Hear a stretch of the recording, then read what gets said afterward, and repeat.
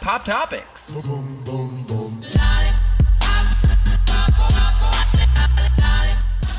And welcome to the show. This is 5051.com's Pop Topics here on 88.3 WMTS Murfreesboro. I am one of your hosts, Matt Boyd, at Matt Neal Boyd, Neal with an A on Twitter. And with me, as always, is Casey Shaheen. Yellow!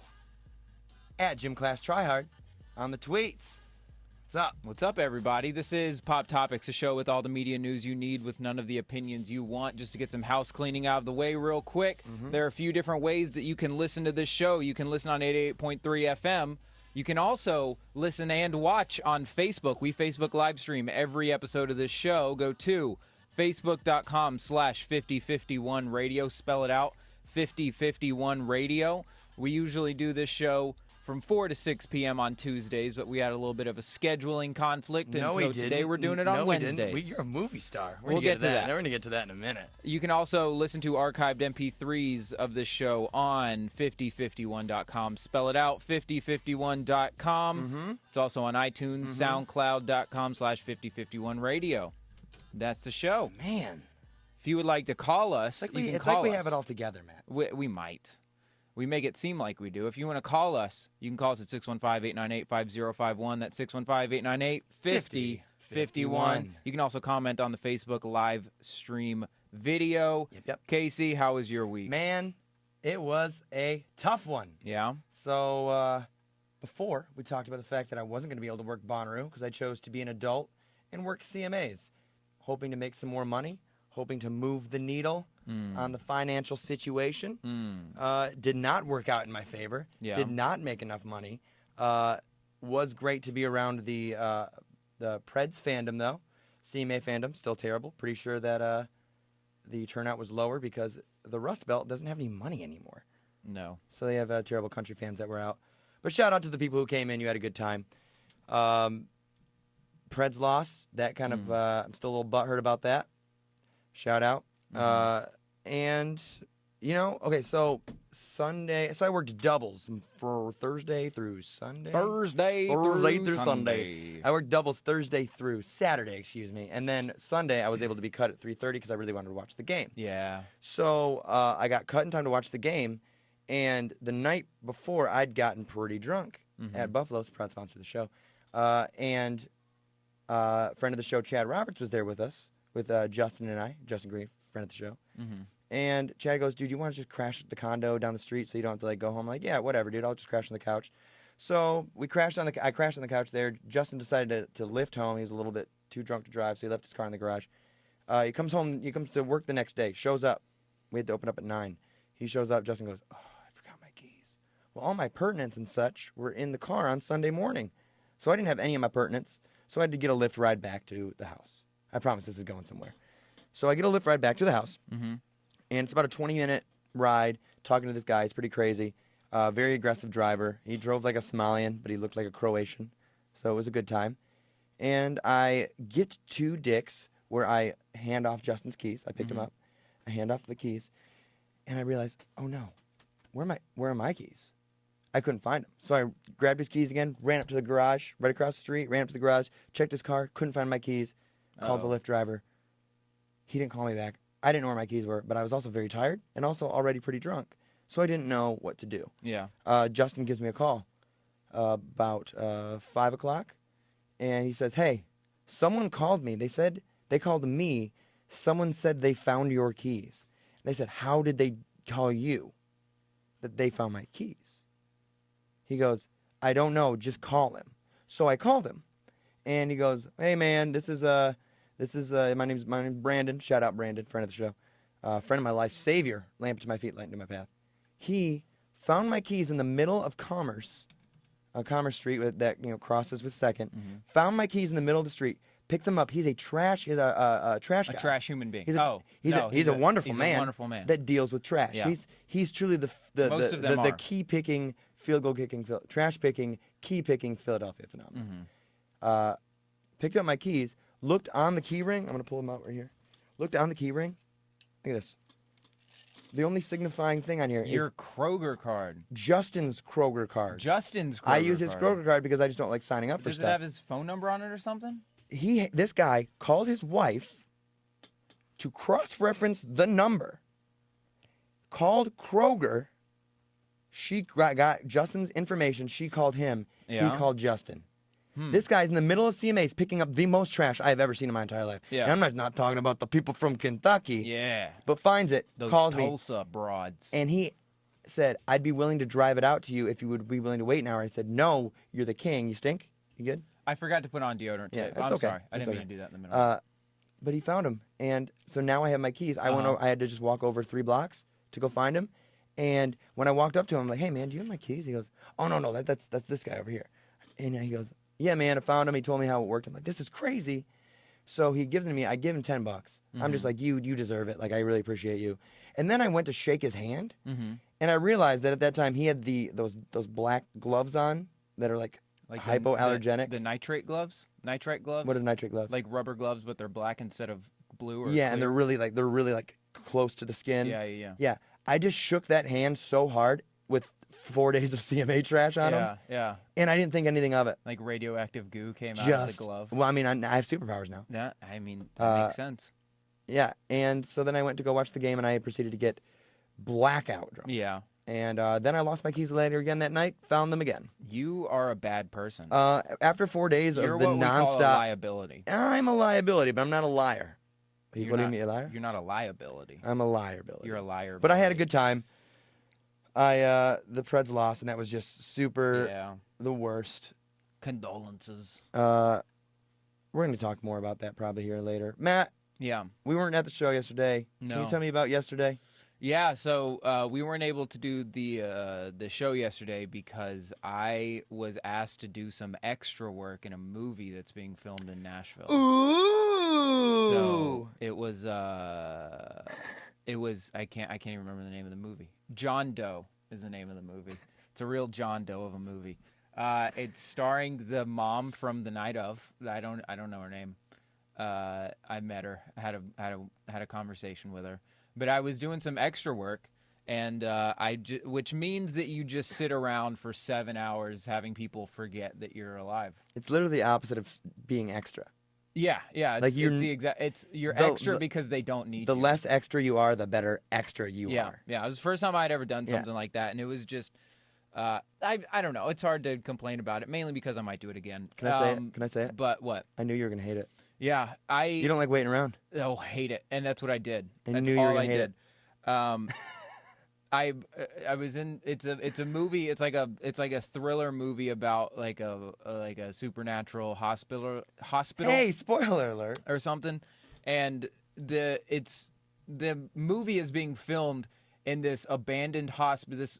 This real life abandoned hospital that's like near Opryland. Mm-hmm. I don't know what the hospital used to be, but it was abandoned in like the 90s, and they just left it. Like they just left It's been abandoned for a really the long time. hospital, and it's the creepiest place in the world. Like I got the job because another comic in Nashville, shout out Eddie Ortiz, is doing a lot of the casting for the movie, and so we asked a lot of local comics to be extras, and during the lunch break, he took me and another comic down to the bottom floor where the morgue was, and Did he do a set? he did a set. Did He killed. He completely killed. Yeah, killed. Is that why they shut down the hospital? That's Did why. Eddie Ortiz kill everyone I at the think so. hospital?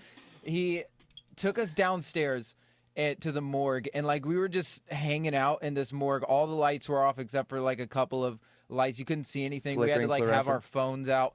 Mind you, I was in a prop patient. Like I was in a smock and like long johns this entire time. You look like Skinny Rick from episode 1 of Walking Dead. Wearing medical socks, like not even wearing shoes. Wearing booties. And we're just walking around in this morgue. They just left like the bed. I don't know what it's called. Like the metal bed that they do autopsies on was there's like a drain in the middle of the bed, like where and it looked like a grease trap. Like it looked like That's awesome. 20 years of just Nazi experiments. What do you think that they're going just, to do like, though left. with that stuff? Are they gonna put it on Let Go on the app?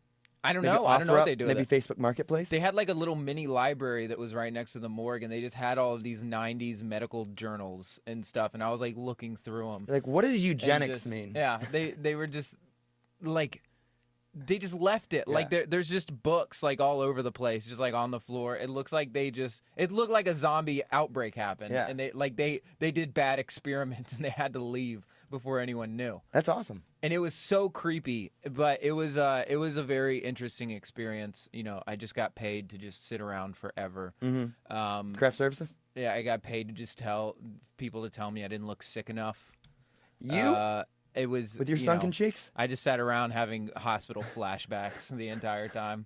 It was just a phenomenal time. I might be doing it again next week. Oh, let's hope so. So Next Tuesday? no, I don't think I'll be. Good. I'll probably be doing it next Wednesday. But it was a very interesting time. I hope I never do it again. But you know, easiest thing to get paid $10 an hour to do. No, have you ever worked the door at As far as Buffalo's? I'm concerned. No, that's true. But it was just I had a sling on, not a strap on, a sling Not a on my Klingon. arm, like I was just like walking around in the background. Did you bring your of shots. halo? And they're like, no, you're just being too It's extra. like, come on. We get it. You're a method actor, but you can't. Well, you look like a meth head actor in that spot. I had the sling and I had my phone in the sling because anytime, the other 6 hours and 45 minutes when I wasn't doing anything, I would just be on my phone. Yeah, they're like, cut. All right, open up. Black Twitter. I would literally just pull it out and just go through Twitter. And they do this thing where they shoot the scene and then they get like, however, let's say the scene is like 2 minutes, then they get the silent sound of the room that the scene is in for 2 minutes after they Room film sound. it. So they just tell everyone to stop. Like they're like, all right, guys, we're doing that. I forget what they call it. But then everyone has to be completely quiet and they time it out and they get the silent sound of the room for the scene. I don't know why. Yeah, ambient noise. Yeah, I'm And then not J.J. Abrams. Did I anyone don't- let out one of these? No, so that after they do the scene that I was Sure, in, Eddie Ortiz didn't let out a little. I was standing in the background, and they're getting the thing, and they just need like 30 more seconds, and I start getting a phone call, and Big Sean's "I Don't F With You" instrumental just starts playing in the background, and like, whose phone is that? Whose phone? And then the guy that's like the extra coach, he's like our handler. It's like, the ball's on he this was like, one. He was like, this kid, well, I'm sorry, let's do it again. All right, cut, let's roll that again. I'm like, sorry, guys, sorry. And everyone's just looking at. I hate movie people. I really do. I never knew before. But like key grips can do a certain thing to a certain part of my body. Well, they're Like they're all union, these, man. They're just union. guys. These They're hard work. They're the blue collar of the industry, man. Yeah, they're the blue collar. They're the of industry. lifeblood. They're the white and Whatever. red blood cells of. Actually, probably what, Eddie Ortiz cast. He's probably a pretty diverse caster. I was just trying to see No, if there's my a lot of metaphor, my old blood white metaphor people. worked. There's a lot of old white people. Yeah. Yeah, it's the Nashville scene. I told, because there's so much downtime. Right. I just started messing with one of the other extras who was an old lady. Mm-hmm. Just because she was just trying to strike up conversation. I wanted nothing to do with it. Like, are those Werthers in your gown, or are you just happy to see me, Sharon? At one point, she came up to me and she was like, "So, what's your diagnosis?" And I was like, I just looked Good at her. life bit. I looked at. You know what? Shame. I'm saying shame. Yeah. Shame. If I had a bell, I'd shame you because she was just trying. You reminded her of her grandson. Yeah, I didn't want anything to do with it. So I looked straight at her, just dead face, and was like, "I have bad cancer." I got a bad bite. She laughed for a second, and I was like, "No, but I really do. Like, I have bad cancer." Do you know where outpatient pickup is? I've been here for 25 years. She goes, "What kind of cancer?" And I was like, "Bad cancer. It was bad. It was just bad. You don't want to know." Tooth. And the problem was that she just bought it, right? Like, she had no questions, which like made me a little self-conscious because she was just like, "Yeah, you look like you might have bad cancer." I guess it kind of makes Or sense. maybe she's just bad at yes-anding. I Maybe guess she so. needs to go to Groundlings or She's something. like, "That guy might have cancer. Yeah. I shouldn't ask any more questions. He's a method actor. Mm-hmm. He got cancer for his extra role." Mm-hmm. The Meisner technique? Yeah. Is that what that is? Yeah. The Meisner technique. He's like, he might actually be a zombie. I told Eddie, like, if they need a dead person, I would love to play a dead person in a movie. No, you are built for NCIS. Yeah. If SVU. this movie turns into You're a special zombie victim? movie, I can do this. I can really do When it. the credits roll, the special victim, Matt, Yeah. Neil Boyd, Neil Tanay. Yeah. It was one of those. It was quite an experience. That's cool. So You had fun. yeah. I mean, tried. enough. Dude, I got internet at the house. Yeah. Yeah. How's that? It's pretty dope. I mean, it's not. I'm no extra in a movie, but let me tell you what. I'm getting a lot of extra work done at home. Yeah, you are. Because now I got the internet. A lot of extra credit. Oh, it's so great. I got extra credit. Extra credit. Yeah. You know what I mean? So we're on Facebook Live, Matt. We are. Facebook.com/5051 radio. Just spell it out. We usually do the show Tuesdays from 4 to 6. But Matt was being a movie star. He was being Mr. Hollywood. Do you imagine your name in lights? Flickering fluorescent lights in the middle of a morgue? In lights. Yeah. Do they put extras in the credits? Nope, they don't. They don't. They have to pay you more if you speak in if you have a role. You'd be a feature extra. I heard that. If 5 of them do the same thing at one time, I think that constitutes them. They don't have to pay you. I learned that on Yes Dear, CBS hit sitcom. Formerly the place where Kevin Can Wait now. Love that show. So we're on Facebook Live, Facebook.com/5051 radio. Join the conversation. You can give us a call, 615-898-5051. This is the show where we give you all the media news you need, none of the opinions you want. Matt, we got a little time for some stories. We do? What do you want to lead it with? Let's throw it at you. Let's talk about Bonnaroo. Roo! Bonnaroo happened, guys. Man, I did not go this year, and I am bummed. Yeah? Because everyone seemed to have a really good time. It seemed like it ran well. I don't want to go to Bonnaroo. Well, never go general admission. That's your problem. Well, but that's what everyone does. I don't. No. Well, yeah, but how? I work it. Yeah. I drive golf carts for the VIPs. You don't have to I work brag. 12 hours. That's I white get paid pretty privilege right terribly. there. Oh, it's great. And I was using the air conditioned poopers. So, and it was dope. And still had to take a couple moist towelette baths, or like to call them women of ill repute baths. So I don't think I'm allowed to say that word. But yeah. But you know what I always do? Bring fake drugs with me. Do you really? Fake drugs? You mean like? Well, because I want to do God's work. You mean like K2, or are you talking about like baking soda and telling people it's Coke? Well, I mean, depending on who you're buying it from, most of it's baking soda anyway. From what I hear. No, I'm saying no. I just bring maybe some incense that looks like heroin. Yeah. Some acid. Yeah. Which is just breath strips. It just feels like a refugee camp for white people. It is. I just don't. I have a hard time being uncomfortable by myself. Yeah, I think you have a hard time getting into things. Like, I can't be in a car in the summer for more than 7 minutes without, like, debating whether I still want to be alive. You know what I mean? Like, I hate. What is that? Hold on. That was pretty weak. Let's figure that one out. Yeah, weak. Okay. I mean, like, sitting in a car for 7 minutes just, like, without air condition? Yeah, like, I can't even do that. And yeah, let alone being that out sucks. for 4 days in a row, just like in the heat and just being there. Everyone's all sweaty. You got to smell people. These people aren't taking baths. They're not. The people are sitting under that mushroom kiddie pool after day one. It's all chocolate milk. Gross. It's gross. And I have zero interest in paying to do something like that. Yeah, paying that much money. I will say the cool thing. The cool thing, yeah, as general admission, it's like, what are you guys doing? It is a refugee camp. It's a Hooverville. Yeah. But let me tell you, the community, kind of cool. Yeah. The fact that you're like around people and you guys are suffering together, and then you get to go see music while you're suffering, and there's some people on drugs, and you see just things. It's kind of just it's alternate reality. It's AR, dude. I just want. It's pretty cool. I just want to see all these bands in a well air conditioned. Like we went to go see. You are so pampered. We went to go see Vince Staples at Marathon in Marathon Village, and that was inside, and that was pretty fun for a second.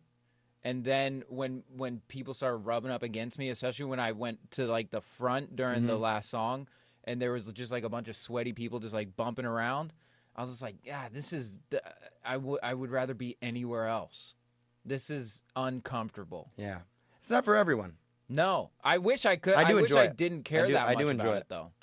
I wish I could just be sweaty around people. I know sometimes it's just fun to get outside your comfort zone. Yeah. Break it down. I like getting outside of my comfort zone by having people stare at me, tell bad jokes. Yeah, that's true. That's my out of my comfort zone, because at least I'm not sweating. At least you're not sweating, and at least you weren't the man that was busted with over 1,000 fake drugs at Bonnaroo this week. He claimed he's doing God's work. Yeah. I employed that guy. Yeah. Private contractor. So this comes by way of USA Today. The USA Today Says Manchester, Tennessee, a New York man busted with more than 1,000 fake drugs at the 16th annual Bonnaroo Music and Arts Festival in Manchester, Tennessee. Told deputies he was doing God's work. According to Coffee County Sheriff's Department, David E. Brady, shout out, 45, of Albany, New York, was sitting under a tent Wednesday on the grounds of the 4-day music festival held in Manchester when deputies saw him with items that appeared to be narcotics.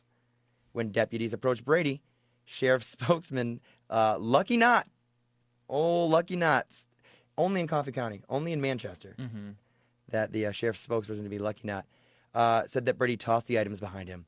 When Brady stood up, Knott said he had a bag of mushrooms hanging from his waistband. Portobello, I would assume. Authorities searched Brady and, according to the arrest warrant, found 37 pills made to look like they were Molly, a synthetic drug that alters mood and perception. This is for white people. This is for moms. This is written for moms. Yeah. 22 bags of fake mushrooms and 1,000 hits of fake acid. 20 bags that were made to look like cocaine, and an incense stick made to look like black tar heroin. The arrest warrant goes on to say that Brady told deputies he was doing God's work by selling fake drugs. Brady was arrested and charged.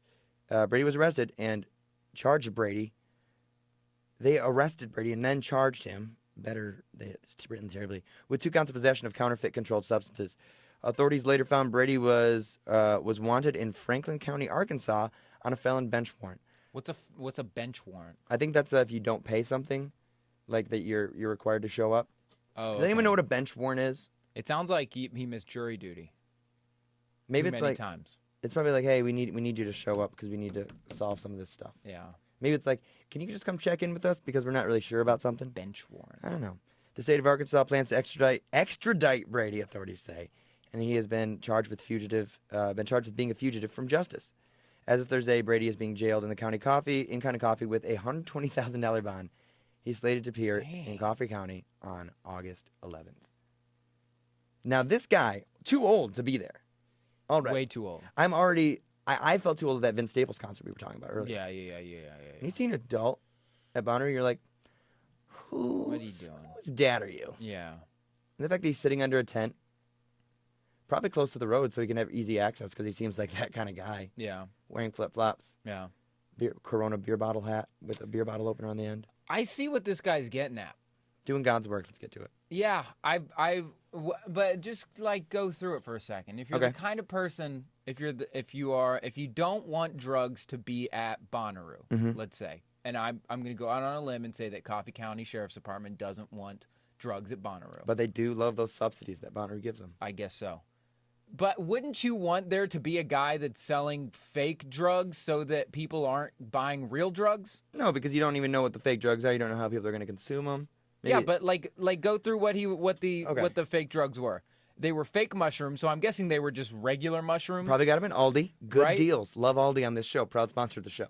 Fake acid, which probably means he just had little strips of paper that had water dropped on them. Mm-hmm. He had 20 bags of what was made to look like cocaine. So there's a lot of things. It was probably flour or aspirin, baking soda or something. And then an incense stick to look like black tar heroin. Now that's creative. That's not only creative, but could be dangerous. And who at Bonnaroo is buying heroin?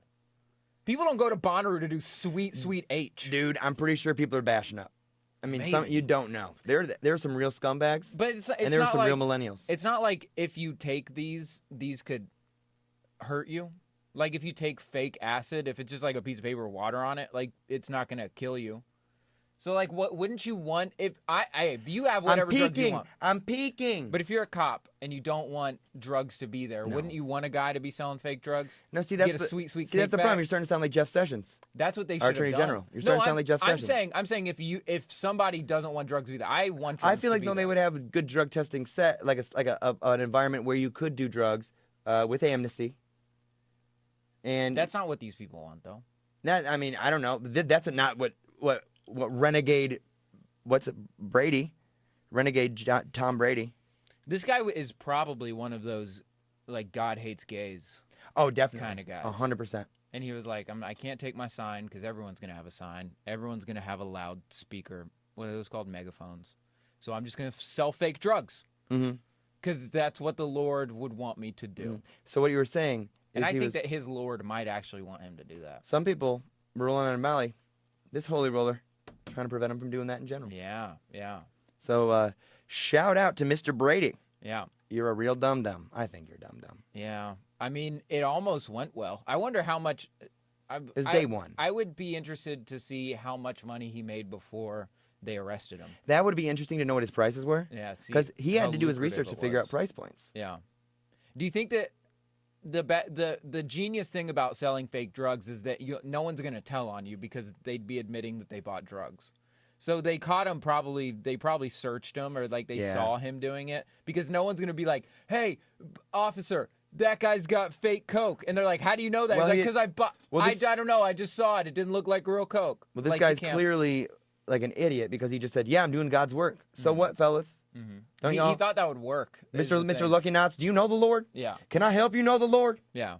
Are you familiar with Alex Jones? He probably Breitbart.com? He probably thought that's what they wanted to hear, was that he was doing the Lord's work. Oh, they did. Have you seen Sorry, Coffee County? sir. Whew. Doesn't work. Doesn't fly here. Coffee County Sheriff's Department, shout out to you guys. You guys do a great job keeping things in order. Yeah. Because it is a mess. It really is a mess. But they do, the festival does do a very good job at facilitating how things work. So. I'd be interested to know exactly what they do with all the drugs that they confiscate at they these put festivals. them. They take them to the precinct. Yeah, but then what do they do with them? Well, you either destroy them, put them back out in the world. Yeah, you put them back out because then you got super troopers too. You give them to the what are they called? Not the Narcos. What's the name of that movie? With Narcos. One of my favorite movies with the Sicarios. Sicarios. They give them to the Sicarios. They take them back. I love that movie. It's phenomenal. You're a big fan. The interesting thing about that movie was when you learned, spoiler alert, when you learned that the reason that they're doing what they're doing is because they want to keep the drugs in Mexico, not kill the drugs in Mexico. No, they want to move it back down to Colombia. They want to move the coke business back down to Colombia because you don't want to kill it because then if you kill the drug game, people will just start the drug game in America. But if you keep it in Mexico, it's too close to America, so they want to move it back to Colombia so that it's further away from America. They don't want to stop crime. They just want to control it, you know? And that's what I feel about Bonnaroo. It's controlled crime. The cops, they take these drugs, and then they give them back to their dudes, and then their dudes sell them to the kids. And those are the drugs you don't want, is the man's drugs, like cigarettes and alcohol. Those are the man's drugs. Holy self-indulgence. I'm just saying. You and Mr. Brady have something in common. I'm just saying. No, I do like the idea that you could possibly do drugs and not be in trouble for doing them because then you just get out of your system. You just do coke. No, it's the Lord's drug. That's the Lord's drug is coke. It's true. Burning that bush. Speaking of coke, there was another woman that got in trouble recently, and this one's a little bit more creative. Actually, I feel like I'd like to debate the merits of this one. Yeah. This comes by way of Complex.com. Woman busted for smuggling 27 pounds of cocaine in wheelchair at JFK. She smuggled a 27 pounds. Maybe like an 8-month baby. 8-month baby? No, like a toddler. Toddlers are 27 pounds? Well, yeah, like I have a nephew that's 2, and he's like 20-something pounds. You think? I would think that he walks around. I think that a toddler would weigh 7 DVD copies of 7 pounds, or 20. That's a good point. Copies of 7 pounds. That's how starring Will Smith. Movie math. Movie math. A woman who this was written by Trace William Cohen, also known as Trace Liam Cohen. What's up, Liam? A woman who was cruising through John F. Kennedy International Airport in a motorized wheelchair full of cocaine was arrested Sunday. Yancella Stanley touched down in New York City on a flight from St. Lucia, not a real place. And did he mean St. Louis? It's Lucia. And was later arrested by U.S. Customs and Border Protection agents, the New York Daily News reports Tuesday. This is that Sicario stuff I was talking about. Is St. Lucia in Mexico? No, St. Lucia is, I believe, in the Caribbean islands. Robin, check that out. By the way, bench warrant issued mostly for failure to show up to court. Thanks, Robin. So now we know. After landing on a JetBlue flight Sunday, Customs and Border Protection officials noticed something amiss with the motorized wheelchair seat cushion. When presenting her baggage, officials said, Stanley seemed nervous. Stanley's behavior resulted in a canine dog being deployed at which point the cocaine was discovered. Stanley was arrested and turned over to Homeland Security investigations. Now, maybe a young lady named Yancella from St. Lucia was afraid of the white man. yes. The authorities. These sicarios, they're getting good.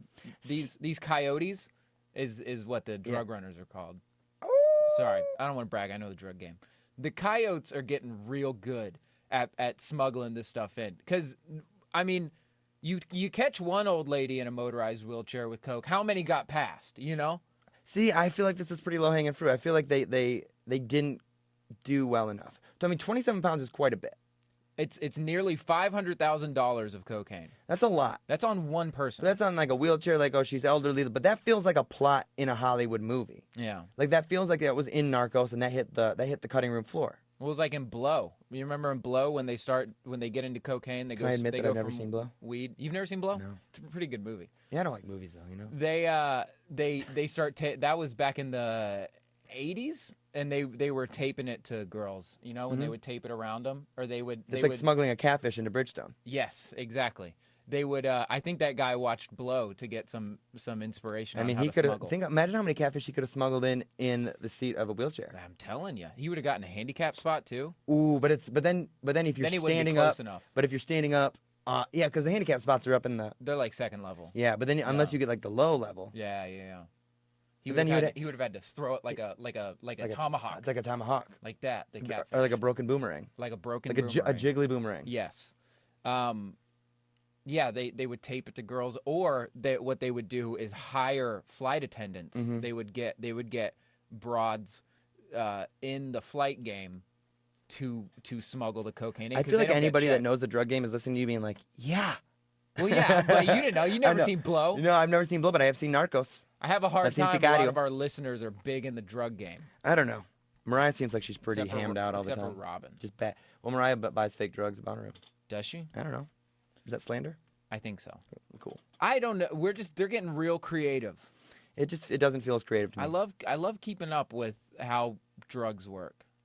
I'd say, see, I always think about this. How would I smuggle this in somewhere? And I would think maybe like a semi-truck full of like something that looks like a powdery substance, and in those boxes just a bunch of bags of flour, and just have a white guy driving, and then put a bunch of the cocaine in the middle of the truck. See, that's old school. The cops see that one coming. see, you but- got to keep reinventing. But you keep reinventing, but sometimes you got to hide in plain sight. I guess so. And I feel like yeah. that was almost a little bit too far. It's almost a little bit. Start putting them in VCRs again. But then people are like, "Why you got VCRs?" I got a VCR. Well, yeah. because I live in St. Lucia. Yeah, because I'm a hipster. Yeah. Yeah. I feel that. VCRs are pretty hipster now, aren't they? Do you think that's going to be the thing? Like in It already in is. 20 years, you know how today kids buy vinyls and like what are they called? Cassettes Record are already coming spinners? back. What are they called? I can't believe I don't know what they're called. Like records, like 33 1/3. Yeah, but what do you put them on? Turntable. Turntable. The people buy those because they think they're nostalgic and seasoned. But Got one right there. you think in like 20 years people are going to start watching movies on VCRs again to feel cool? Laserdisc. Laserdisc. They're gonna ham it out on Laserdisc. They're gonna watch Johnny Dangerously, 1985. I hate people. But I love coyotes and I love mules. Not the animals, the savages that smuggle the drugs into this country that I don't partake in. Again, step 2. That's strike 2. You're starting to sound like Jeff Sessions. Hey. No, because I like but you like the the drugs. coyotes. You like the drugs. I like these guys. Yeah. Not when they start raping people, but when they're finding new ways to get drugs into the country. That's what I like. Have you ever been checked at a security check? No, not extensively. No, I've never gotten randomly. Neither have I. Randomly. Because I feel like those aren't random. I feel like they're nowhere near random. No, one time I did, and it was Well, just, yeah, but I was a kid. That is even more proof it's Yeah, not random. that's true. Yeah, Arab. I was, yeah, well, that's true. It was 2006. I was in Vegas, and I was Mm-hmm. flying out of Vegas, and it was funny because they have these little these little escort cards that Mm-hmm. they pass out, and being a young boy of 16 with a hankering for some dankering, Mm-hmm. I put it in my my wallet, and I thought that was gonna get in trouble if they caught me because I was under 18 and I was in Mm. possession of pornographic material. Turns out they didn't even look, and if they did, the guy was probably like, "Attaboy, Yeah. going up just like Dad." Turns out my mom took me to Vegas. Mom and Dad took me to Vegas. So my mom said we should go so that I could actually meet my real dad on accident. Oh. See, that's a good storyline. Yeah, that is. I was really scared once that I was going to get checked when I went to LA a few years ago, and I bought a couple of glass. Like I bought a pipe and a bubbler on Venice Beach, but I was worried about bringing them back. But then the girl that we were meeting there said, just don't smoke out of them because the X-ray doesn't see glass. So if you don't smoke in them and there's no resin in there, they're not going to see it on the X-ray in your bag. But we ended up smoking out of one of them, and I thought I had cleaned it well enough. But then when it was in my bag, like on the way to the airport, I could smell it, and I was like, this isn't going to go very well. But I just kept it in there, and I put it in my computer bag. And then when everything went through, the checker lady stopped me, and she was like, hey. And I was like, they found it. Like, it's over. Like, I'm dead. Instantly pooped your pants? They're going to kill me. Instantly pooped your pants. And she was like, just so you know, if you ever have a computer, you got to take it out of the bag. You can't have the computer in with everything else. And then just gave me everything and let me go. Friendly bust. Can I make a correction to you, by the way? What? Since you're going to correct that in the future. You did make a little faux pas. What? Robin says that, by the way, mules are the ladies that smuggle the drugs. Coyotes smuggle people. So I'm not sure. Do you want to? Well, yeah, they put the drugs in the girls. The coyotes are smuggling the mules. Yeah. So I mean, I'm going to distance myself from that opinion. Go ahead. Because you don't want to smuggle people because. Hey, the more people, the better. Yeah, but you won't go to Bonnaroo. That's true. But I'm just finding flaws in the lodge. That's because I don't like white people. That's true. Yeah. We're not a big fan. Yeah, the drugs are in the girls. So when the coyotes smuggle the girls, they bring the drugs with them. Yeah. Yeah. That's how that works. I don't know. Yeah, I mean, I like sneaking stuff into places. Like maybe a flask in my sock. Good luck, Google. Mm-hmm. Let's talk about the Caribbean for a second. Yeah, let's get all these festivals out of the way. Okay. This comes by way of avclub.com.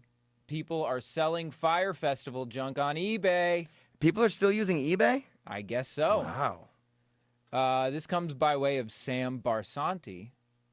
He says, case in point, Jezebel is reporting that enterprising survivors of the hilariously disastrous Fyre Festival have begun flipping their useless merch on eBay in hopes of making a quick buck off of envious non-attendees, and some of them are actually making good money. One person managed to sell a Fyre Festival branded hat, for $35, even though they charged an outrageous $13.73 for shipping. And another user sold a glorified lanyard for $71. My question, why are people buying this stuff? Probably because they want to be the ironic friend in Williamsburg. Yeah, look, I got a Fyre Festival stuff. Bro, where'd you get that sweatshirt? Did you go to Fyre Festival? Nah, man, I'm stupid. I bought it off somebody. Wait, didn't they spend a lot of money to do that? Yeah, weren't they like basically treated like prisoners prisoners of the islands? But weren't they treated as if a coyote was trying to smuggle them, their white privilege, out of the country? They were mules. Mm-hmm. Don't you think that that's them trying to recoup their losses because they're taken advantage of? No, I never thought about it that way. Yeah, man, read Jezebel. Yeah, no, man, not going to read that liberal rag. That's the conversation that happens. Cultural appropriation, bro. I love it, dude. Shout out to cultural appropriation. What would you buy if it was Fyre Festival branded? Something that's Fyre Festival branded, what would you buy? Because I looked on eBay to look at other stuff. I think that I would buy Ja Rule. Mm-hmm. Was he the guy? Well, those lips, those eyes. I love the way you look at me, baby. Who was the rapper that... Ja Rule. Was it Ja Rule? I would just buy him because I feel like he's the only... So you'd use him as a mule, as a coyote. As a coyote. You're really Yeah. banging this one out. You did. I didn't say that. I'm just putting two together. I don't know. What would I buy? The hat seems pretty cool because you can wear that and it's... Because you can wear that. You can just walk around with like the hat on. And it seems like it's pretty... Fyre Festival branded hat for $35. That doesn't sound very bad. That sounds like a pretty good price. It's a pretty good price. I mean, considering how much we found shirts, like Pred shirts for on the street. Yeah, exactly. I saw a sweatshirt on there for $300. Mm-hmm. I saw a Fyre Festival branded phone charger for $71. They were selling phone chargers? They were probably just giveaways. They had a bunch of sweet swag, but they didn't even have a festival to swag out. You know what I mean? So it's basically Supreme. Yeah. Fyre Festival is basically Supreme. If they rebranded right, if McFarland and Rule, is that his last name? Mr. Rule. Mr. Rule. Yeah. No, I have a feeling that's not his real name, if that's what you're asking. Ja Rule. Yeah. Mr. Rule. Mr. Rule. Dr. Rule. Dr. Rule. Mm-hmm. MD. He only went to 2 years of medical assistant. He's a farm tech. Themed fidget spinners, maybe. Yeah. That's Mariah's Yeah. plug-in. Man, fidget spinners are This was slightly before. over. They flooded the market. This was slightly before those, wasn't it? Yeah. Fyre Festival. That was like kind of right before fidget spinners But were a thing. Fyre Festival, if you knew about it, you were ahead of the trend anyway. So like that, you probably already had 3 ball bearings and a piece of plastic. Yeah, it's a very good point. Yeah. So Fyre Festival stuff. What would be the best thing that you could think of like that, based on Fyre Festival, a top premier exclusive festival? If it were to go right, what is the one thing that you would want to purchase? Probably like if I had to buy it with my own money right now, the most sensible thing to me seems like the hat. Yeah, because it was reasonably priced. I'm not gonna buy a $300 hoodie. No, I mean we're not out of your mind. No, I mean like if money didn't matter, It would be what the is the hoodie. one item? Like I'm asking you, if this show were to merchandise, what would we want to merchandise? I think the hoodie. You think the I hoodie? like the hoodie. Yeah. You like the hoodie? Yeah. I was thinking like Some a sweet merch, like a pool inflatable or something. like a pool. Yes, you're right. Or just like a cowboy hat with a little band on it that says Fire, like just a regular wicker. I don't know what they're. Yeah, it would be like not a sombrero, a St. Lucia sombrero. Yes. St. Lucia's very own. St. Lucia sombrero is a that's what they call other drugs. Well, that come St. Lucia out. sombrero was actually supposed to play at Fyre Festival. Yeah. But they Couldn't make canceled. it. Yeah. They've been opening for Blink-182. Nice. Yeah. What do we got next, Matt? Let's do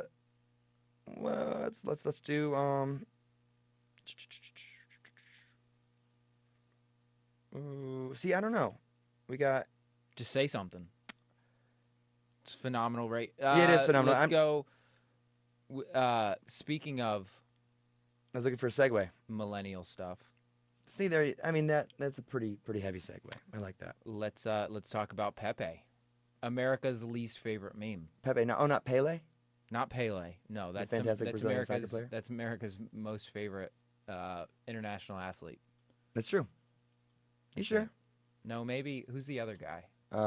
Cristiano Ronaldo. No, I'd say Jaja Pachulia. Zaza. No, we hate him. I'm a big fan. No, You know, because that was the Warriors' handicap. that dude's got war crimes against him. Yeah, you know what though? I love that guy.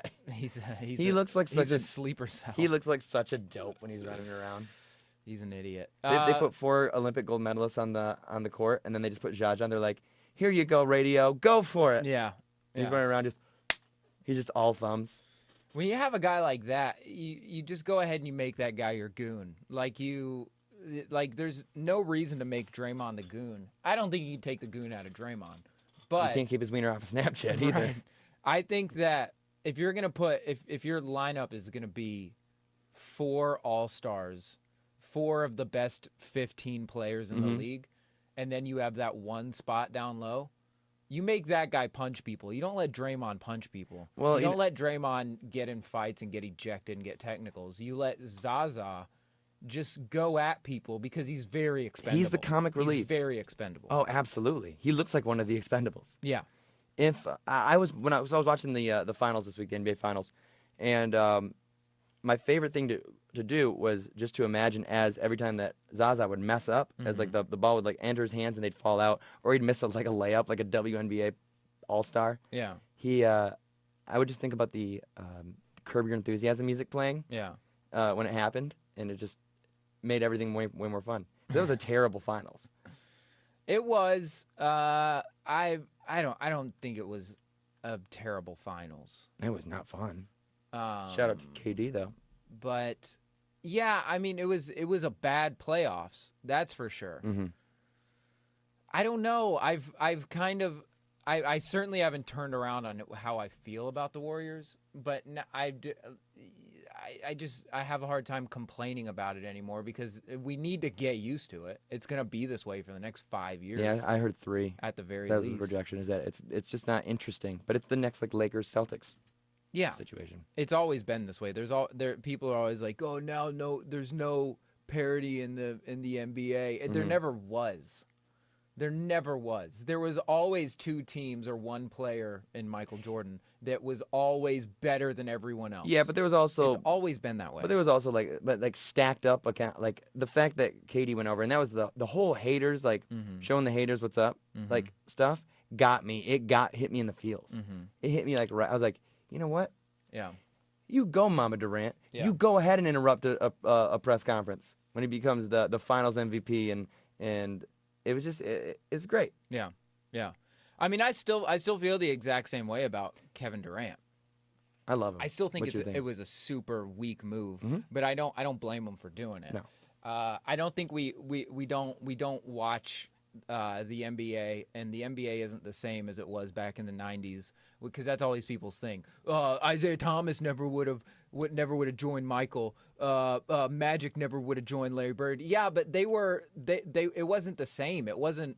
They were in that weird transition period of a sport being about grit and grind and athleticism to being a business. And now all of these players, it's just a business. It's a legacy. They don't.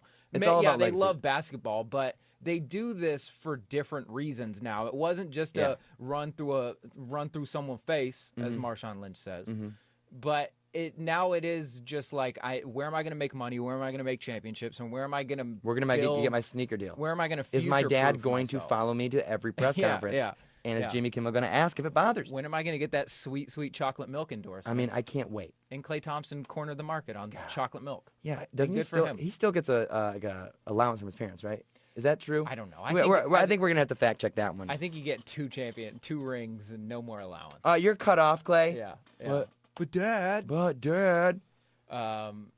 So like the whole Kevin Durant thing, I still feel that way. I still feel like if you say it was a weak move, you're right.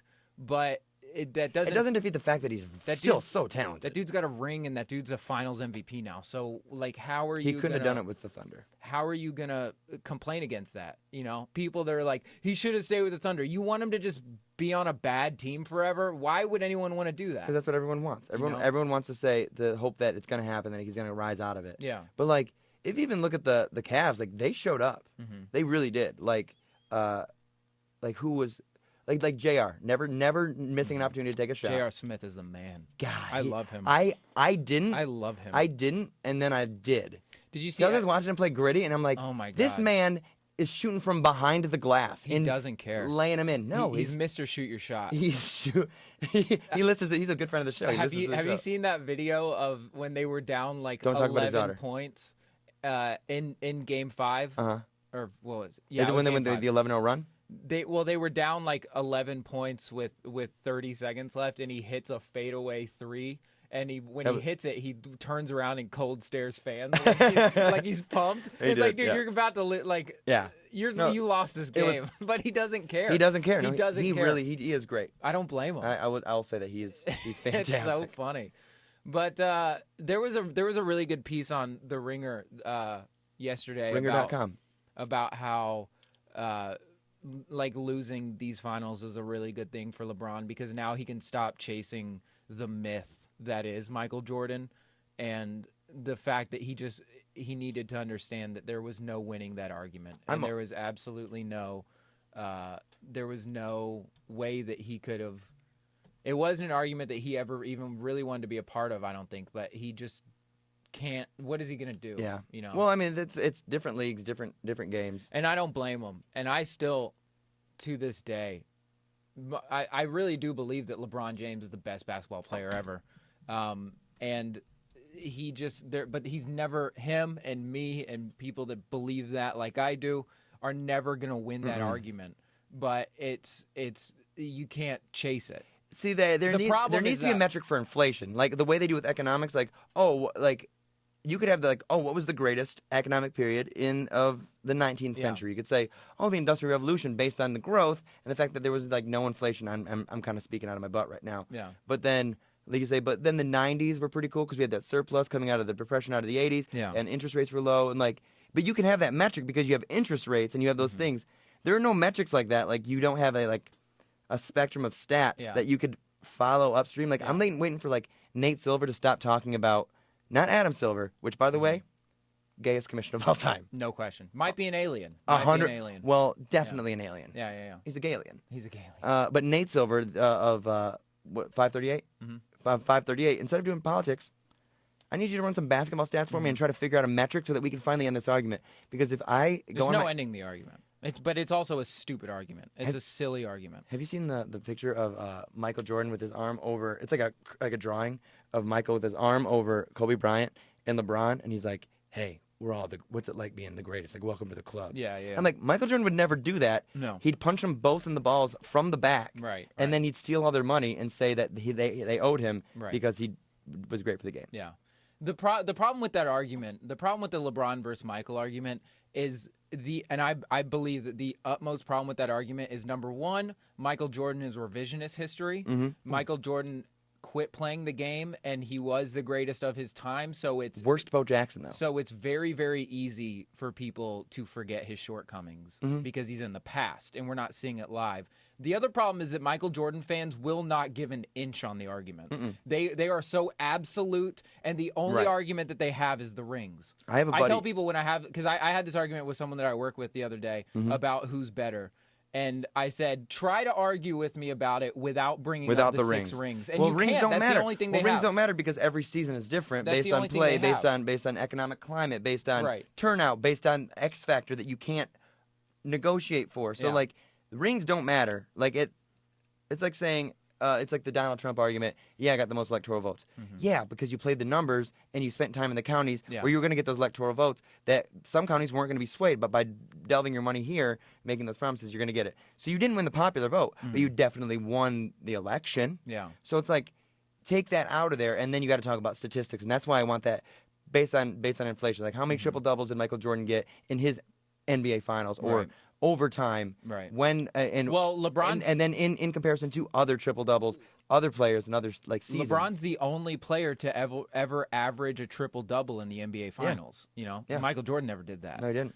And like the other thing, LeBron James is ahead of Michael Jordan in every statistical average category there is, except for points. But Michael Jordan's only ahead by 2 points in that category. So, like, I'll take 7 more rebounds if I have to take away 2 points. That's fine. It's just ridiculous to it's say actually that being a better team player. Yeah, exactly. Like I don't know if these are the exact numbers, but let's say Michael Jordan averaged 29 points and 4 rebounds. If LeBron James is averaging 27 points and 11 rebounds, I would rather take that than Michael Jordan with the 29 and 4. Of course I would take that. So can I offer the third way of thinking about this? Is it about the greatest player of all time? We have that argument, but is the best player of all time better than like the best for the sport of all time? Because I'd say Tim Duncan. Well, I would say that Michael Jordan is the best thing for basketball. Well, in terms of marketing, I'm talking about gameplay. I'm saying the way that the Spurs play, like the fundamental, the functionality. Like watching the Warriors play is like watching the Spurs play, except they just have spark and they're young. But that was more of Tim Duncan is one of the greatest to ever play. Fantastic. But he's more of a product of a system than he is. You know, I think he gets drafted by anyone else. He's not as good as he is. Well, because he had Pop. That's what I'm saying. And they're part of Pop's system. You know, David Robinson was just like Tim before Tim, and the Spurs are still phenomenal without Tim Duncan. And they have Kawhi Leonard. Kawhi Leonard was passed on everybody in the league, and he's a top 3 for an MVP, and he's the best defensive player in the league. So they're all part, but it's the same thing with the Patriots. Like Tom Brady wouldn't be anything if he wasn't with the Patriots. That's true. You know what I mean? Actually, I don't know. So he wouldn't. I mean, I'm a diehard Patriots fan. No, I feel like Bill Belichick is more important than Tom Brady. No question. 100%. No question. So it is a system. Yeah. So I just think it's better for the sport itself to be like. I don't think that the whole I think that legacy is. It's like awards. It's for children. Yeah. It's dumb. It is. I get it. Like you want to be the greatest, and like I get that. But like in terms of society, I don't think anyone needs to be the greatest because we don't need a hero. Yeah. We need to get together and figure it out. Yeah. So that's something that I've been really mulling over lately. Is the GOAT conversation as important as like who is the greatest for the game? Yeah. And I think that it was probably Pop. They are two different. Those are two different conversations, and the other thing that's also really helpful is that now after LeBron lost his finals, and this is part of that Ringer article that I was talking about, now we can start having the conversation of, is LeBron James better than Magic Johnson? Or is LeBron James better than Kobe Bryant? Now he's got to get over HIV faster, and he's got to open up more movie theaters. Yeah, exactly. He has to be in more commercials.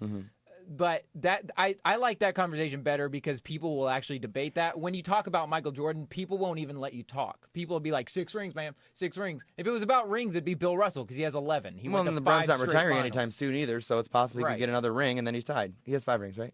No, he has 3. 3, sorry. Yeah. So, my question, do you think that LeBron would be willing to change his own narrative by... Because he's playing to the narrative. That's what he does. Yeah. He plays the narrative. So, like, I feel like he'd be too afraid that his legacy would recede in the way that his hairline did. Yeah. And he would have to manufacture a fake legacy similar to what Magic Johnson did. Yeah. And that's hard for me to say. He has to create his own problems. Michigan boy. He has to create his own obstacles. Exactly. That's one of the things that Michael Jordan gets a lot of credit for, too, off court, is that he always had a chip on his shoulder for no reason. He always found a way to hate someone else because he feels like they slighted him, and still hates Allen Iverson. it was also one of those things where Michael Jordan didn't have late career obstacles the way LeBron does. I mean, Michael Jordan had the bad boy Pistons early in his career, but LeBron James is on the tail end of his career, and he has this super team that looks to be one of the greatest teams of all time. Yeah, it's a good group. Like, looks to be like literally an Olympic team. You know what's an Olympic radio station? What? 88.3 WMTS here in Murfreesboro. We're at the top of the hour. That's our station ID. We have been told we're like the dream team of radio stations. I'm the Shaq, and you're the Penny. Yeah. Man, I've been doing this bit lately where it's Charles Barkley and Ernie teaming up on Shaq. Yeah. Where like Charles would be like, hey Ernie, yeah Charles. Hey Ernie, don't Shaq's hair look like a dumb melon ball? Hey man, I don't know why you always calling at me. Hey guys, hey Ernie, why you always coming at me? You know I let you stay at my house and I gave you a place to stay. Guys, I'm just happy to be here. Charles like, hey man, don't come at me. Man, remember that one time you were short $1 and all you wanted was some Doritos chips? And that's I do that at the bar every night, and it never gets old. Never gets old. Because we're out here having Doritos chips. And man, this is a terrible finals, man. Y'all should be watching the NHL finals. Man, this is really exciting. We're having a real good time. Ernie, I mean, honestly, I'm just happy. I don't even care about sports. I'm amazed that you guys even let me talk. Thanks for the bow tie. That was just a good time. Speaking of the Preds. Yeah. I'm going to talk about some conspiracy theories. Go for it. All right. Let's talk about the Preds for a minute. All right. So, coincidence. Titans and Predators title hopes end in last seconds. One from 2001, one from 2017. And what was the common denominator, Matt? What? Faith Hill. Uh-oh. Sang Don't the talk national about anthem. my girl like that. Now, Faith Hill used to change her diapers. Is that correct? She did it once, I believe, is the story. I don't remember, obviously, but the story goes, Faith Hill changed my diaper once because my dad used to be in the business with Tim McGraw, and they were good friends. And then one time, they were coyotes, right? I actually do remember meeting Faith Hill one time, but I don't remember her changing my diaper. That's my girl, yeah. Like when she was like wiping her diaper, she was like, "This is gross. I don't have kids yet." She's like wiping your butt, and she's just like, "Just breathe." I think she did have a kid. That's a Faith Hill. That's a solid pull, buddy. I think the reason that she was babysitting me was that I think they have a kid that's the same age as me. Really? Faith and Tim. She's practicing. So, what do you think about that? Do you think that there's a common thread in there? Well, what's the conspiracy? The conspiracy is that Faith Hill is just bad luck when she sings the national anthem, even though she did it beautifully, remarkably, might I add. Like, almost brought me to tears. Granted, pretty drunk. But I don't know, man. I can see that. 2001? I need to hear more. There needs to be another one. Has she ever sang the national anthem for the Nashville Sounds? Let's find out. And if so, did they win those games?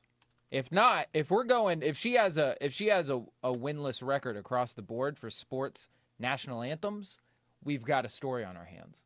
We've got a Spotlight-esque story of hard-hitting journalism. I mean, I wish there was a definitive list of how many times she sings the national anthem that wasn't just talking about the Preds right now. Maybe we gotta start one. I mean, I'm ready. Can you reach out to Faith? Faith Hill did 9/11. Do you think that as your dad and Tim were National being anthem coyotes? was an inside job. National anthem was an inside job. Then in Baltimore. Is it out of Baltimore? It's in Maryland, right? So that was written. What? The national anthem. I have no idea. I have absolutely no idea. gotta remember the songwriter. I'm looking it up. I know it's up. Wait. Francis Scott Key. Got it. I didn't even have to look it up. Remembered it. That's just my conspiracy. I wonder if Faith Hill was so beautiful that she distracted everyone with her beautiful noise. Yeah, that might be it. Or maybe it was that PK Subban's breath was so offensive that Sidney Crosby decided to put it on not denting ice, but actual ice. Do you want to read that story, Matt? I guess so. It's up here on top. It's loading. Oh, here we go.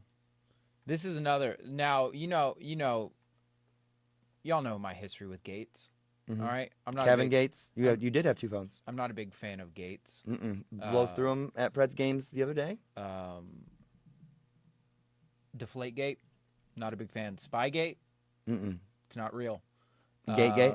Watergate.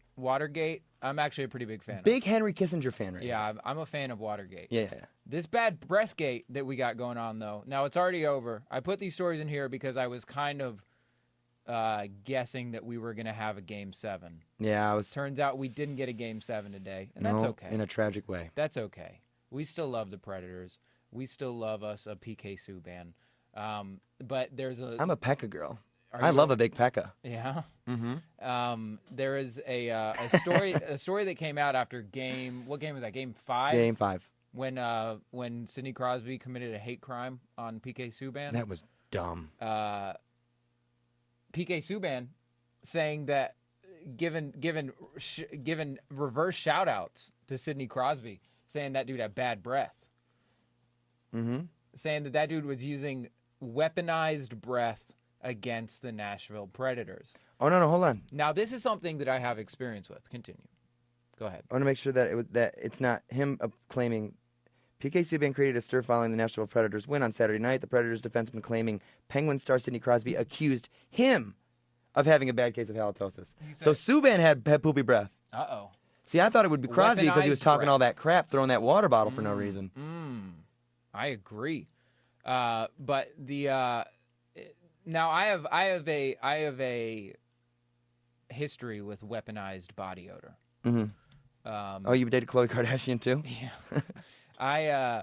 I wrestled in high school, and a big thing with our wrestling team, I don't know if this was an everybody thing, but there was a few wrestlers on the team that would not shower for like a couple weeks before matches so that they would try to use their body odor to get a slight advantage over other wrestlers in matches. It's like shaving your legs for a swimmer. Yes. Or like the polo players that cut their nails to be. Have you ever heard water polo? Yeah, I'm heard about that. Oh, familiar with the sport. That's when they have. That's when they have seahorses and they have clubs underwater. Yes, it's like blitzball in Final Fantasy X. Yes, exactly. But they would cut their fingernails into razors, and so that during the game, snag the ball? They would scratch the other players underwater. Yeah, I don't like that. It's kind of genius. Now Crosby. Hope Molly Cavalli's not around there. Crosby complaining that PK had bad breath is the second hate crime as far as I'm concerned. Matt, you ever been so hyped you forgot to brush your teeth? Yes. Well, today I was so hyped to get out here I forgot to put on deodorant. Yeah. Smells terrible. Yeah. What are you gonna do? Facebook Live, Facebook.com/FiftyFiftyOne Radio. If you want to see how bad Matt smells. If you want to see if you want to smell how bad I smell, go to Facebook.com. Woo! So PK having bad breath. Do you think that's why he slammed his head into the ground though? Is it following Game 6? Is that what the article says? Read it. During the Stanley Cup Final, it doesn't say when. This was posted on June 6th, so this was a week ago. So it might have been here in town during Game 4. I don't know. But that was miserable. I felt like after Game 5, I felt like that was like about 3 periods of smelling Subban's breath. Yeah. Love you, buddy, but boy. It's the only way I can put that. I don't know. I don't know how I feel about it. I don't know how I feel about this whole Predators thing now that we can look at it in memoriam. I will defend it. I did quite a few Bits. 180s. Not just one. I did like 5 180s on this on this Nashville Predators deal. And coming out of it, It's like you're doing the cha-cha slide? yeah, I just couldn't make up my mind on how I felt about it. I had so many mixed emotions about our Nashville Predators. And, first and foremost, the thing that always stayed true was that I was never upset with the Predators. Mm-mm. And I was never upset with hockey fans. I was upset with people in Nashville that acted like they had always been hockey fans. And the more that I think about it, the more time, because a lot of those opinions I had before I had actually spent time watching the games downtown. I used to share those opinions. And then I watched a few of the games downtown, and it was truly magical to see the way that Nashville kind of rallied around this team. And I had said from the beginning that, we'll see where the real fandom is after this, whether we win or we don't, but especially if we don't.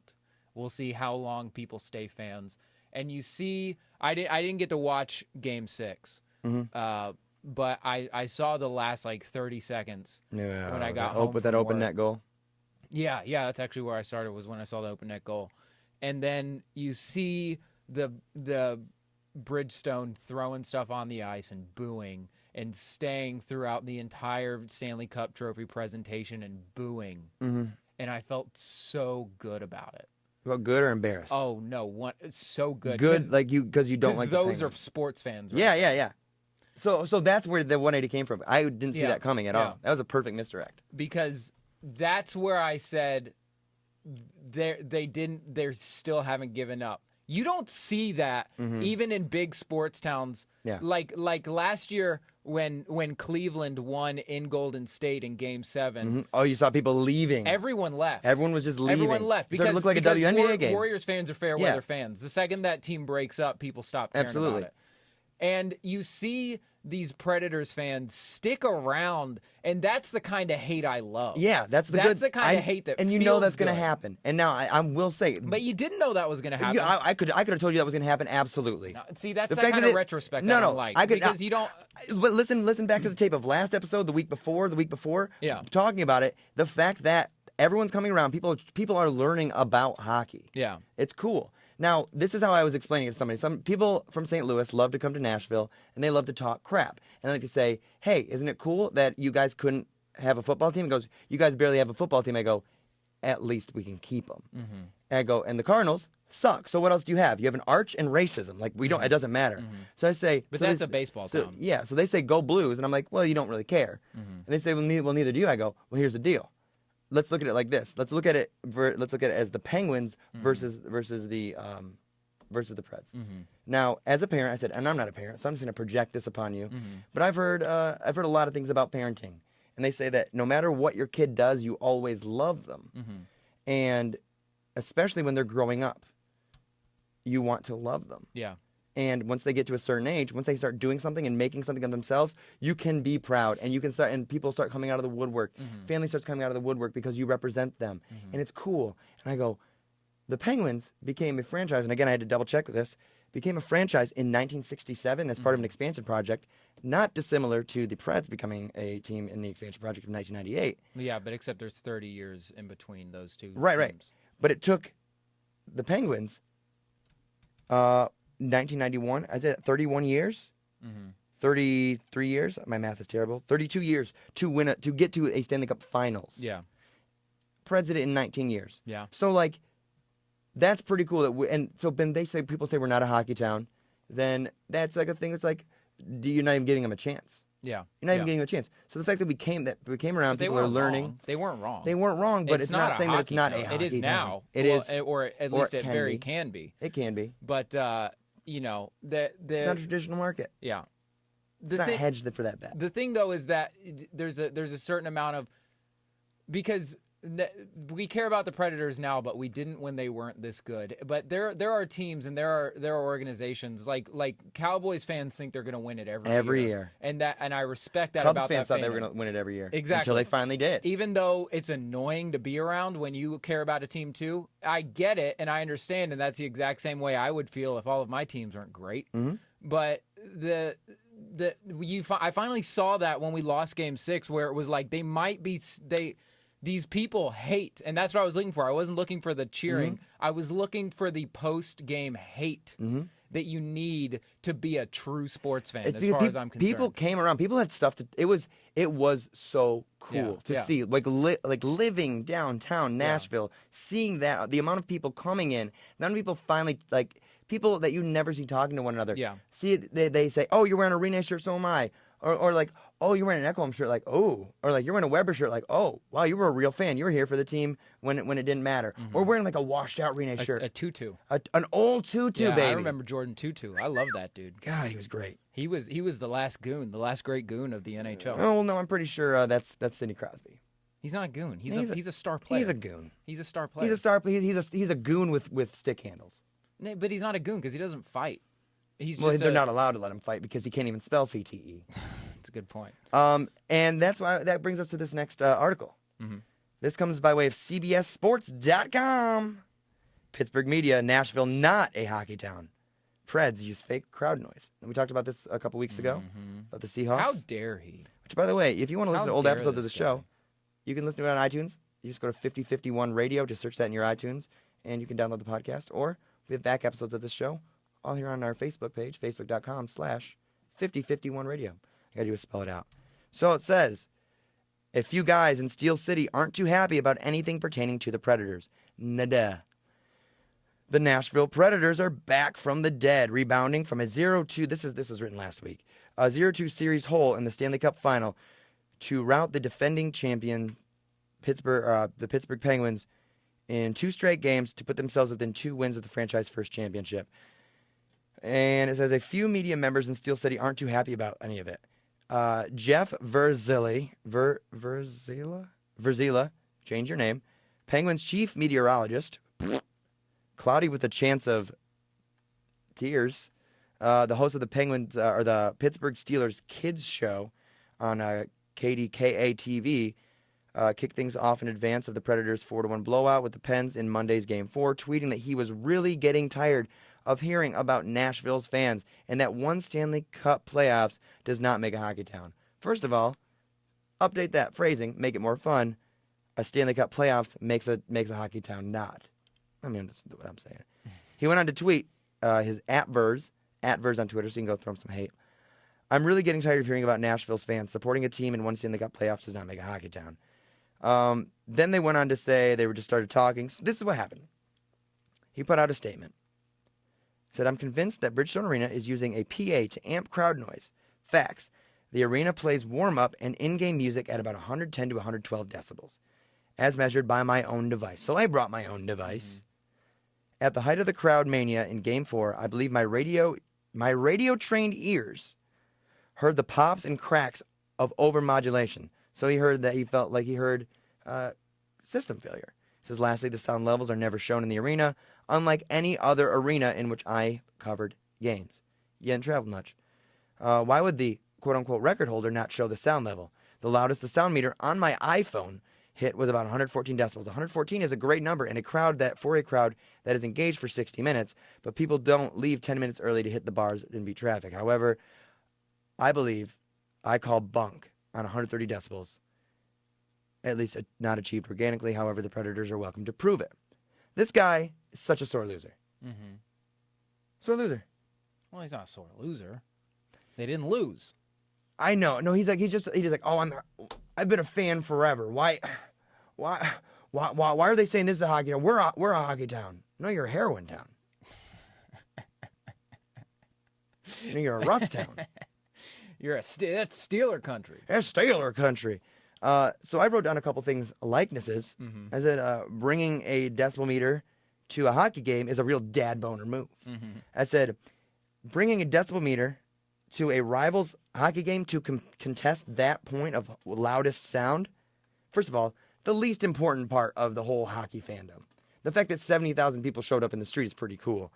But it's the same guy who brings a band's first EP to have the band sign it to show his loyalty, except the band's lineup has almost changed entirely, and they're on tour to promote all their new stuff.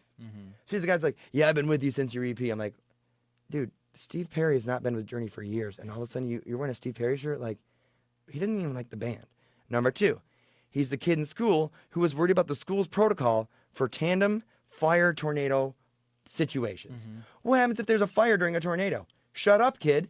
Stop having anxiety. I'm sorry, your mom and your stepdad fight so much. And number 3, my ending point, it's a smug, unimaginative take on trying to undercut someone else's happiness. I said to do this is to pick at such low-hanging fruit that the fruit is actually on the ground collecting worms and housing a Richard Scarry television show. I mean, this guy's an idiot. He's an idiot. He's a sore loser. He's a bad fan. He's not a sore loser. They didn't lose. You can't keep saying that. He's okay. Worse than a sore loser. He's a sore douchebag. winner. Sore winner. Douchebag. He's sitting here atop his sports town. It's not a sports town. It's we have nothing else town. First of all, let's see you do anything but have a rapist quarterback and a hate crime racist superstar in Sidney Crosby. Let's see you get anything else in your town, and then you can call yourself a sports town. You care about sports in Pittsburgh because you don't have anything else. Yeah, I know. That's why. Yeah. That's Shout why, out Allegheny County. Y'all are terrible. Beaver Second of County, all- you might as well be West Virginia and Ohio, Butler. I see you. I know your counties. KDKA-TV, my ass. You don't get to say that we're not a hockey town because we have one Stanley Cup playoff appearance or one Stanley Cup final appearance, okay? Because you got to start somewhere, first and foremost. And like you said earlier, took us less time as the Predators to get to the final than it did the Pittsburgh Penguins. And you know what it took? How long it took you guys to become the butthole of the American industrial age? Oh, I mean, what was it? Industrial Revolution, 1920? I don't know what that number is, but all I'm saying is you guys suck now. What's up? Yins are all about poverty. It's not Yinsburg, it's Goonsburg, and you're a bunch of idiots. Whoa. Shout out. Yeah, this guy, Mr. Vers, at Vers, what's his name, Jeff? That's not even a real name. Yeah. You don't even have a real name, Jeff. How about this? I'll show you where you can put a puck, okay? Hey, Wait Jeff. till next year. Hey, Jeff. Wait till next year, Hey, Jeff. Puck you. Yeah. We'll see you again. Don't worry about it. You guys can bring your gay-ass white boys in Pittsburgh. All these loser Steeler people that act like they know what a penguin is. You never seen a penguin, okay? We got real predators in Nashville, okay? I'd say I'd like the refs to call a penalty on you for boarding. And by boarding, I mean boring all of us with your stupid, smug, unimaginative takes. Damn Jake Gwenzel. Grow a beard, you loser. Did you see that guy, that little puberty-stricken... Oh, neckbeard? There's so many words I want to say. Yeah. That kid, that's the real kid on the team now is Jake Gwenzel, that stupid-looking freshman. He looks like can't even... He looks like a frat boy here at MTSU. God, I want to... Facebook.com/FiftyFiftyOne radio if you love what we're saying. 615-898-5051. Do that. I felt good. I felt cathartic. See, that's the kind of hate we need to keep in this town if we want to get back to the finals. Telling us that we pump noise. That's the other one. Pump noise. We don't pump noise here in Nashville, okay? The only thing we're pumping is downstairs, okay? The Seahawks, they pump noise, okay? There's proof. But that Bridgestone Arena, that's a loud place, okay? That's where the loud boys go. And you don't get that kind of noise in Pittsburgh. We like loud boys in Nashville. That's our new slogan. We're Loud Boy City. Yell with us. Why don't we just be Decibel City? I don't know. Smashing eardrumsville. We're a loud town. Speaking of loud town, I bet you know how they could actually make. If I have a solution. If he doesn't believe that we can get to 130 decibels organically, why doesn't he just lobby that they allow Pepe the Frog the game to be allowed on the App Store? Why not? Let's go into it. We were going to talk about this earlier. It says Pepe is banned from the Apple App Store. Now Pepe is the alt-right's spokesperson. A little cartoon looking like a dumb frog. So this is an app, like a game on the App Store, and we'll just let the article speak for it. Apple says Pepe is objectionable content. Feels bad, man. The rarest Pepe is the one found in the iOS App Store. And now we know why. Apple has categorized the meme frog as objectionable content and has rejected an app called Pepe Scream. Motherboard has confirmed this. It comes by way of motherboard.com. I'm going to make sure. Written by Jason Kobler and Louise Matsakis. Your app contained images and references to Pepe the Frog, which are considered objectionable content. An Apple app reviewer board employee named Nicole wrote in a rejection notice to Spirit Realm Games, the developer of Pepe Scream. It would be appropriate to remove the references and advised images in your app. Feels bad, man. Matt, do you want to tell them how this game works and why this might work for bringing us to 130 decibels? It's like Flappy Bird. Big Flappy Bird fans here. Except instead of the bird, it's the Pepe frog, and the way that you make them go up and down is you scream into your phone. You go, ah, ah. I wish I could download it right now. It's a genius It's a good idea. Well, you can. So it's just not on Apple anymore, but it's still on Android and something else, I think. Like, you can get it on Android phones. And the Google Play Store. Yeah. They have it on the Google Play Store. Android, official phone of the alt-right. Yeah. This is censorship. The reason that I brought this up is because this Pepe meme thing has gotten all the way out of control, hasn't it? Okay, this is one part of this political correctness, this yelling in an echo chamber culture that we're in that I don't understand is the Pepe meme. I get the history of it, but I don't understand how something so benign has become such a deal. This is like the new swastika. Okay, so this is like it is. People treat this as something. Both sides? Remember? It's a symbol for something. It's an applied symbol. It's contextually based. Pepe won't mean a thing later, maybe in history books, but like the Nazi symbol will mean something for a while. But it was reappropriated from the Hindu love, and it was switched around so that it was like, you know that story, right? So meme culture. Can we just talk about memes in general? Pepe the Frog got out of hand. Better metaphor. You're a parent. You have two kids. One is Pepe the Frog. Got out of hand. He's a really divisive kid. You got number two. You got cracking cold ones with the boys. Cracking cold ones? I don't think I can get sick of it. No. Cracking cold ones. I'm just sick. That's a good meme. It's not hate. It's like we just want to crack a couple cold ones with the boys. It's about camaraderie. But so is Pepe the Frog, really. This summer is summer for the boys. This is for the boys. Just so you know. We got rompers. We got clear jeans. We're fashion icons here. So what about Pepe? Like, we're gonna take it from the App Store? I don't know. It's just so silly. Like, it's just so silly that people get mad about things like this. Yeah. And I'm not blaming Apple. In this regard, I'm not blaming Apple for Pepe being a thing, and I'm also not blaming them for understanding that it's a problem. But it's just so crazy that people get so mad about things as small as like this drawing of a frog, and it's not mad in like they just talk about how much they hate it, like it offends people. If they see this frog, they get offended, and it's a cartoon frog. Yeah, but I think symbols do matter, and I will say that I do fortify that. I don't think that the way that this is going about it, like deleting it from the App Store, like I don't care. Yeah. But like the fact is, these symbols do mean something, and they do need to be taken into account. The problem is they're being overblown. Everyone's just so immature. Like Bill Maher, maybe a fireable offense for saying the N-word because he was goofing around, being off script, just being whatever. We talked about that last week. Pepe the Frog, definitely racist. Definitely not like owned by the. But it's not owned by the alt. Pepe the Frog's not racist. Owned by the alt-right for like being. Some will say that he isn't, but a lot of people use it as like, he represents what I believe. A lot of the people that use Pepe the Frog as racist, but Pepe the Frog was not born out of racism. No, he wasn't. It was just a thing, and then it was a meme that was adopted by the alt-right, and then it became a symbol for people that are racist. But that does not make Pepe racist.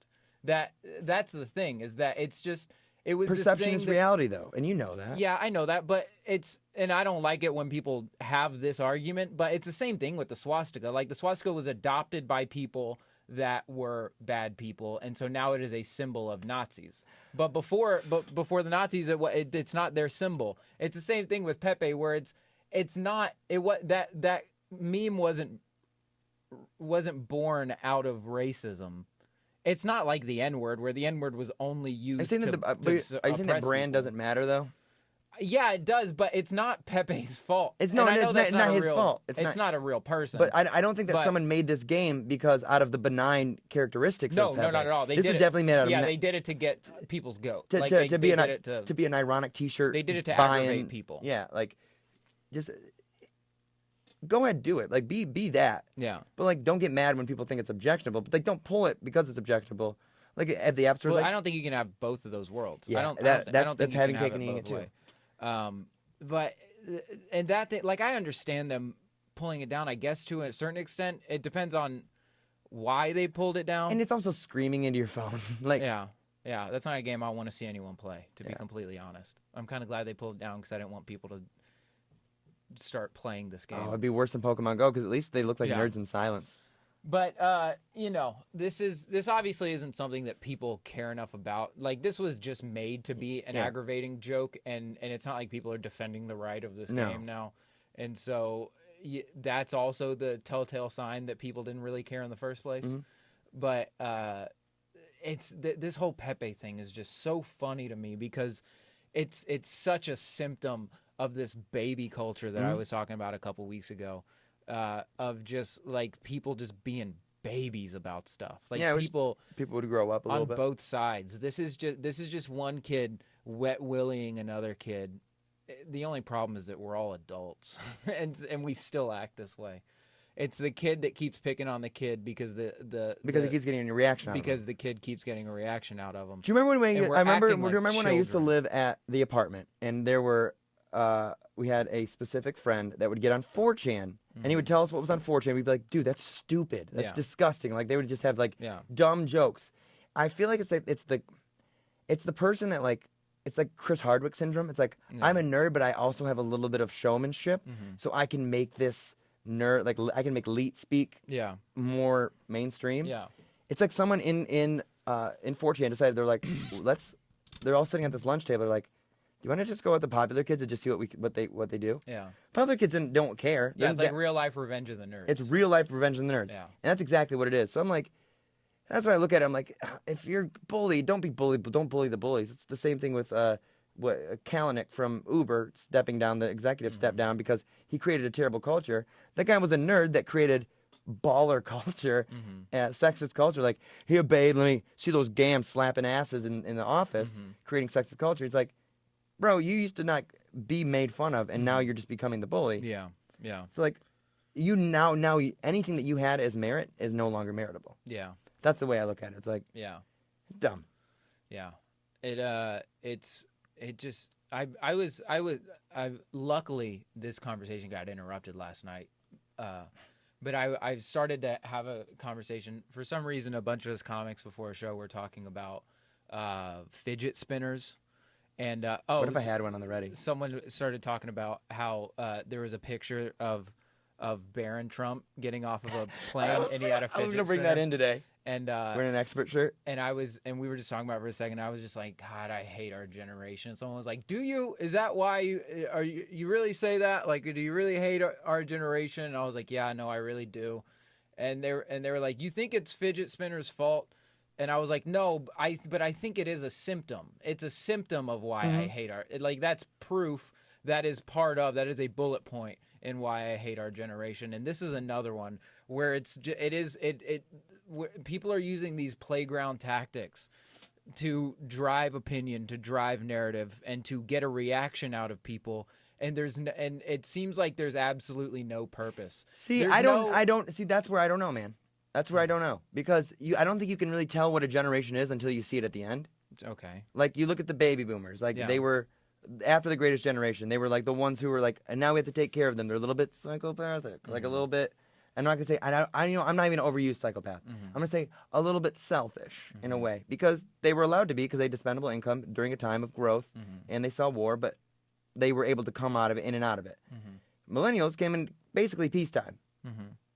The 90s were pretty good, other than Desert Storm, but that was all still off our land, like off of our borders. And you go into the 2000s and you get into the Iraq War, you get into the Bush administration, you get into political corruption, and it's all in the mainstream. Yeah. So like you see things like, we don't know who you maybe hate your generation now, but you also hate who you were. You admittedly, like what you said, like 5 years ago, like who you were as a kid. Like 5 months ago. 5 months ago, you hated who you were 5 months ago. Yeah. But like, you can't really tell who you are until the very end of it, because you have to experience things in order to come to a summation. Yeah. And so right now you can hate them, but that's not like concrete, because sometimes millennials do like good things. And this is me coming around saying that millennials are a thing, because I think that for my purposes, there's so many different walks of life and so many different age groups within millennials and so many different sections that you should really break it up into different categories if you're going to do it. It's all about the individual, but if you're going to break it into categories, something smaller than a millennial. Right. Well, but then because you're technically a millennial. Yeah, no, because I know you're I'm having a contrarian I'd say thoughts. I'm a millennial. I said but, our generation. Yeah, like I know our that generation. it's my generation. But you can also hate it, but you're also still one. The way that Tommy Lahren would say it. But that's what the way that's that what I would I'm say that I don't even think we're a generation. I just think we're individuals that act. And that's the most millennial thing you can say. No, because it's all about uniqueness. No, it's not. We're all too unique. And no, it's not being It's very unique. millennial. It's about having a unique set of circumstances, because we can't all go get that same job and get that same watch at the end of our career. Yeah. We can't all just go get married. We don't always sign up for the thing. There's not always a job. There's not a clear path. So it really is a more individualistic take. If you're talking about a generation, it's a similar set of circumstances, a similar set of experiences that I don't think are necessarily that entire mold can't be lifted off of the boomers or Generation Xers and dropped onto the millennials and say, fit this mold. Because it's not the same. The circumstances are different. Yeah. Which makes the generation. Yeah, I don't know if I really agree with all that, but my thing was just that I just don't. There's patterns. I mean, people move, people walk, people think in patterns, no matter where you look. And you're right in the fact that we can't say what a millennial is because we're not outside of it yet, because we didn't know. They didn't know that they were the greatest generation when they were, and they didn't because know, they were just being the greatest generation. Yeah, they didn't. But again, know that's that they were. them in retrospect. They didn't know that they were baby boomers because they were being baby boomers, and then you kind of have to calculate and observe after something is over or if you're outside of it. That being said, though, now that we know that, and I think that anthropological and like cultural studies have advanced so much since those generations that we do know what to look for, and we can see the patterns. Definitively. No, not definitively, but there still is something to be said about observing in time and not just letting life pass, because it's like the same thing with sports. Yeah. It's like it's hard to, but not letting it adjust the way like you're at. It's the problem of absolution and apathy. It's like, yeah, but no one's being absolute. I'm not even being absolute when I say things about millennials. I'm just reporting and observing on what I see. Yeah. Well, I mean, you are correct in that. I'm just saying this. You say you can't look at it until it's in the past, but like what I'm talking about is things that I've seen in the past. Even if the past is yesterday, it's still the past. I'm not projecting what we're gonna be. I'm saying what we've seen. Yeah, right now it sucks. So like, do something to adjust it. I agree. I agree in that voice is necessary. But also, it's hard to like. It's almost like saying, "Hey, don't do that," to someone who speaks only Chinese. It's like they can't understand that concept, so you have to speak in terms of them. And yeah, they're going to need to be babied or figured out. They're going to need to be hit or something to wake them up and say, "Hey, now it's time to start discussing things this way." Because I completely agree with you. It's just the way of executing that belief. Right. And speaking of millennials, we got this one. You brought this one in. Go ahead. Can we do it? Yeah. Okay. Millennials are killing chains like Buffalo Wild Wings and Applebee's. You know why? Avocado toast. Did you read that article? Avocado toast, quinoa. Applebee's, you want to stay around, you better get some quinoa. You better get that kale. They're trying. Got to get that kale, son. I went to Chili's. Got 2 for $22 yesterday. Yeah. Not bad. Yeah. This was written by Kate Taylor. Good American girl. From Business Insider. One of my least favorite publications, by the way. Casual dining is in danger, and millennials are to blame. Brands such as TGI Fridays, Ruby Tuesdays, and Applebee's have faced sales slumps and dozens of restaurant closures, as casual dining chains have struggled to attract customers and increase sales. Casual dining restaurants face a uniquely challenging market today. Buffalo Wild Wings CEO Sally Smith recently wrote in letters to shareholders. According to Smith, These sit-down restaurants struggle and can be blamed on the frequently besmirched generation, millennials. Millennial consumers are more attracted than their elders to cooking at home, ordering delivery from restaurants, and eating quick and in fast casual or quick-serve restaurants.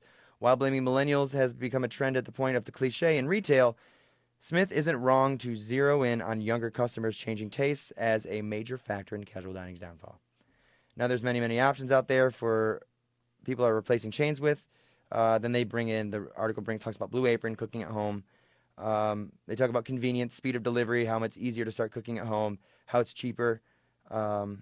Cheesecake Factory said they're going to start adding to delivery. Maggiano's is going to start doing it by using Grubhub and Postmates, while all the regular chains will be doing as well. And it's a compelling offer. It isn't a simple service for restaurants to add because of the whole infrastructure. It'll be expensive. It's a long article. But the growth of fast casual chains such as Chipotle and Panera have been especially harmful. These chains can now offer lower prices to millennial customers who are less enthused about spending more money just for an experience of sitting in a booth at a casual dining joint. It's fair. I mean, that's how it says. They have a more healthy perception. There's quicker service times. The healthiness and speed of service. Basically what they're saying is tastes have changed. Mm-hmm. Yeah, that's the reason that I don't really agree with this article is that they're saying we're killing chains. I think chains killed themselves. Yeah, by having bad food. the ones that they're bringing up, Applebee's and Buffalo Wild Wings, aren't exactly the best food choices in the world. And they're trying to blame it on these home services like Blue Apron or Uber Eats or Postmates and stuff like that. And it's like, yeah, we like that food better because it's better food. I know. Not because millennials have they all this technology. Yeah. Now they don't like food. It's like, no, we just like better food and we don't just want to sit around. I do. I like to sit around and eat wings. I like going to Buffalo Wild Wings. But I'm gonna go Buffalo Wild Wings today. No. But the he always says no. I always always says do. no. Always do. I'm a busy man. I got He schedules. doesn't really love Buffalo Wild Wings. And it's just like you can't just sit there and blame us for. Yeah. It's a weird. They even prove themselves wrong in this article is by saying there's other restaurants that are doing better. It's not because we're not killing these chains because we don't like eating out. We like to eat at different places, and it's just because these places where like. I don't know. Maybe we don't just like sit around and watch college sports and try to act like we don't like bad food. It was because Applebee's became, for me, it's like Applebee's became a parody of itself. Yeah. Dropping prices and being like, flingers, now we got, and like Taco Bell's doing what Applebee's did in the 90s, but they're doing it so sarcastically with chicken chips and like the chicken taco with like the chicken shell. Yeah. Like, that's just absurd. But that's how they're making their money because they're like, okay, I guess this is our thing. Yeah. But eventually they'll rebrand it to being something more fresco. Yeah. Like McDonald's is doing that thing where they do the signature flavors now. Yeah. Well, they're allowing you to customize it. Okay, maybe they're listening to their people. Maybe they're not. I don't know. But like, as far as I'm concerned, Applebee's it kind of sucks. Yeah. Chili Southwestern Grill. Yeah, a little outdated. no I went there yesterday. I felt like I was hanging out with my grandparents. Yeah. Yeah, especially with all these places that become like they become more. It seems like us millennials like to go to places that are like more focused than they are diverse, which is ironic. But we like places that have like more focused menus and not places that has one of everything because we kind of learned through Applebee's and through TGI Fridays that when a place tries to be everything, it's nothing. And so people like to go to like these Mexican restaurants because that's all they make and so they can make it better. Yeah. Or, people don't want to go to Buffalo Wild Wings where that you can just that's not all they have on their menu. They just have way too much. People would rather go somewhere that you ever seen Cheesecake Factory's menu? Yeah. It's a binder. Like it's the next Railroad Martin novel. Yeah, it's like 1,000 pages, and then it's 1,400 of the pages are Heartburn. Cheesecake, and it's like just put 3 things on there and let us choose. Like you don't need all these options. I mean, I do prefer to cook at home. Yeah. To going out because I'm cheap and I don't like spending money. Yeah. Because I don't make a whole lot of it. So what I do is I like to go to Aldi and buy some stuff and try to make something cool. Yeah. Like I'll make some street tacos. I like that. Putting a little mojo on it, a little garlic, letting it marinate, then seasoning it, throwing it on the grill, chopping it up, re-searing it on the stove. Delicious. Do what you want. Is that food appropriation? It's not cultural appropriation. I have to make Arabic food. I'm half Arabic, so am I half appropriating? That's where that argument comes in. We had a story about that last week that I wish we would have talked about, but we don't have time. So, no one's killing you. You killed yourselves. If you want to do this next story, I have to go to the bathroom really quick. Yeah, go ahead. I hate to do it. Breaking down the fourth wall. Everyone was going to know. Mm-hmm. What was I going to say? What's the next story that you want to do? I don't know. Okay, let's say. Okay. I like this one. It's about Katy Perry. Let's talk about the millennial mindset, if you will. So while Matt's in the potty, we're going to talk about this one. Mashable.com. This was written by... It does not say. If I find out, I'll let you know. It says, Katy Perry live streams until the word, quote, overexposure has lost all meaning. Can you try any harder? Can you try any harder to stay relevant?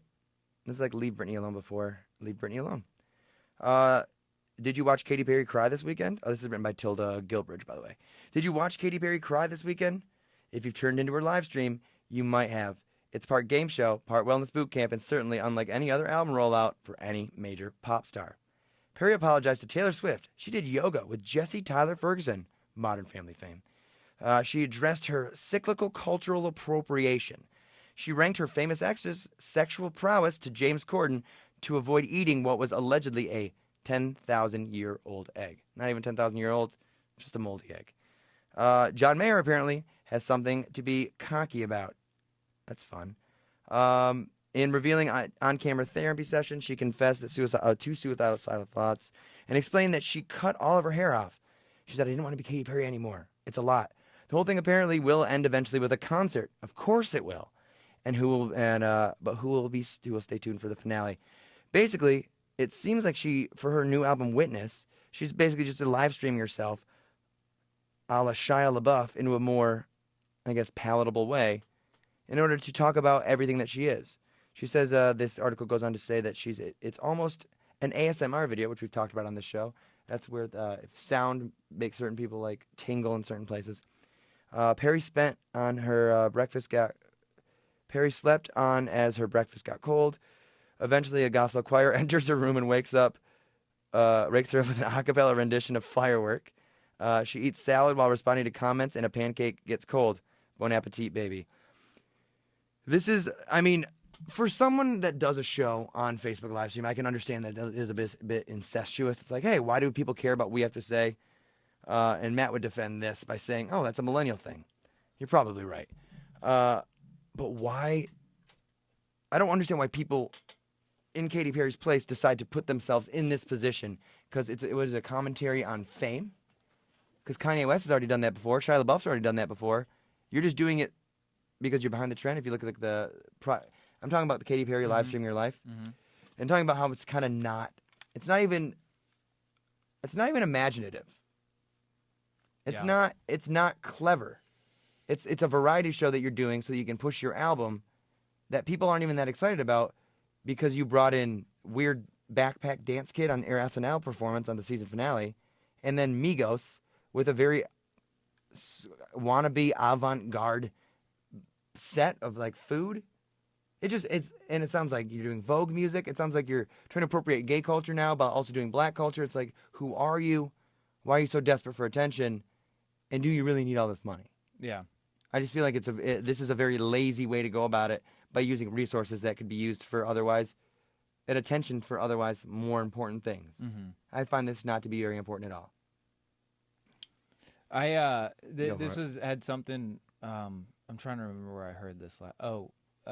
Joe Rogan was talking about Kathy Griffin last week, and he was saying that the saddest thing in the world is when you see celebrities get out of their lane just for attention's sake, and they start doing things that they wouldn't have traditionally done before just because they're addicted to the spotlight.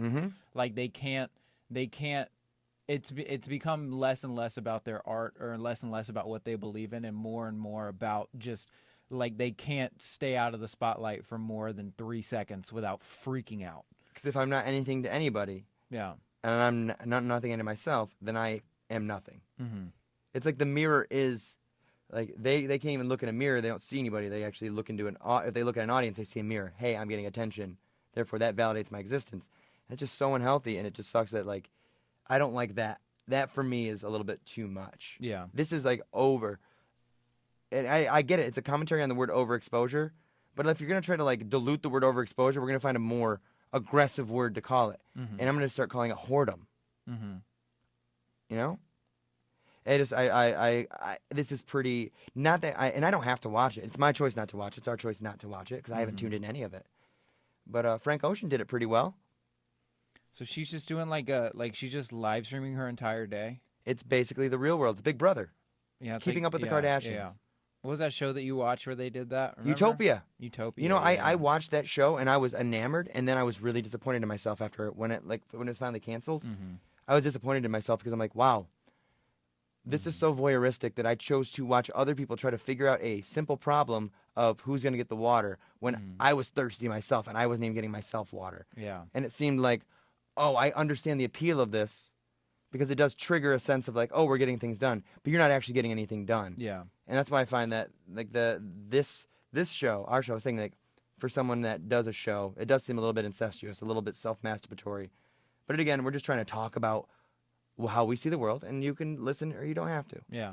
With Katy Perry, you don't have to listen, but you don't have to. But she also has an audience, and we're not corporately dictated by anything. Owned. We ain't owned by nobody. Don't nobody own us. We're not gonna do anything if we don't want to. Yeah. Try to make us do something. Yeah. Stephen Aspen Jones. This is just, it's one of those telltale signs of like, normal people don't want to be live streamed all day. Mm-hmm. Normal people don't ask for that. Nobody in their right mind wants people to watch them all day. I don't want people to watch me for anything. No, I'm on this tip where like right now I'm not loving social media. Like I'm not, like someone told me the other day, hey, you need to get your social media profile up because like she's like this. It doesn't matter. But she said something like, you need to get your social media profile up. And I said, why? She goes, because that makes you more sellable. And I go, but I hate it. I ain't trying to get sold. But I hate it. Like, I hate Snapchat. Like, the other day I did cracking a couple cold ones when I was out golfing with Chad. I did that because I wanted to show my friends that I was with Chad. I didn't want to show the world, hey, I'm golfing. I don't even get on Instagram to show pictures of what I'm doing. I hardly take pictures. Like, I don't post Facebook statuses because everyone has an opinion. Everyone has a voice, and I just don't. Why does my voice matter more than yours? Well, I have a radio show, so I guess that heightens it. But that's because I put myself in a position like that's too easy. A Facebook status is too easy. Like for what we're doing, for who we are, and the opinions that we have, we change the medium. We do it in a different medium to make it more appealing. Switch up the game. We switch up the game. Yeah, we're game changers. Katy Perry's trying to change the game, but she's regressing into this whole like. It just feels McDonald's. Well, there's nothing original about it. This. It's stupid. There's nothing. It's all just so very contrived, and it's all so very pandering. Because I have a feeling Katy Perry doesn't even want to be doing this. She just knows that people want her to do it. You know, people there. I guarantee you, there is a big enough market. This isn't something that people do on a whim. This was research. There are plenty of people my age and a little bit younger that probably would love to be able to just pop in on Katy Perry's life every once in a while, and that's why she's doing it. But that when you are at a point where you are doing that to make money or to get exposure, what are you even doing? What are you doing? You're not living a life. No, not at all.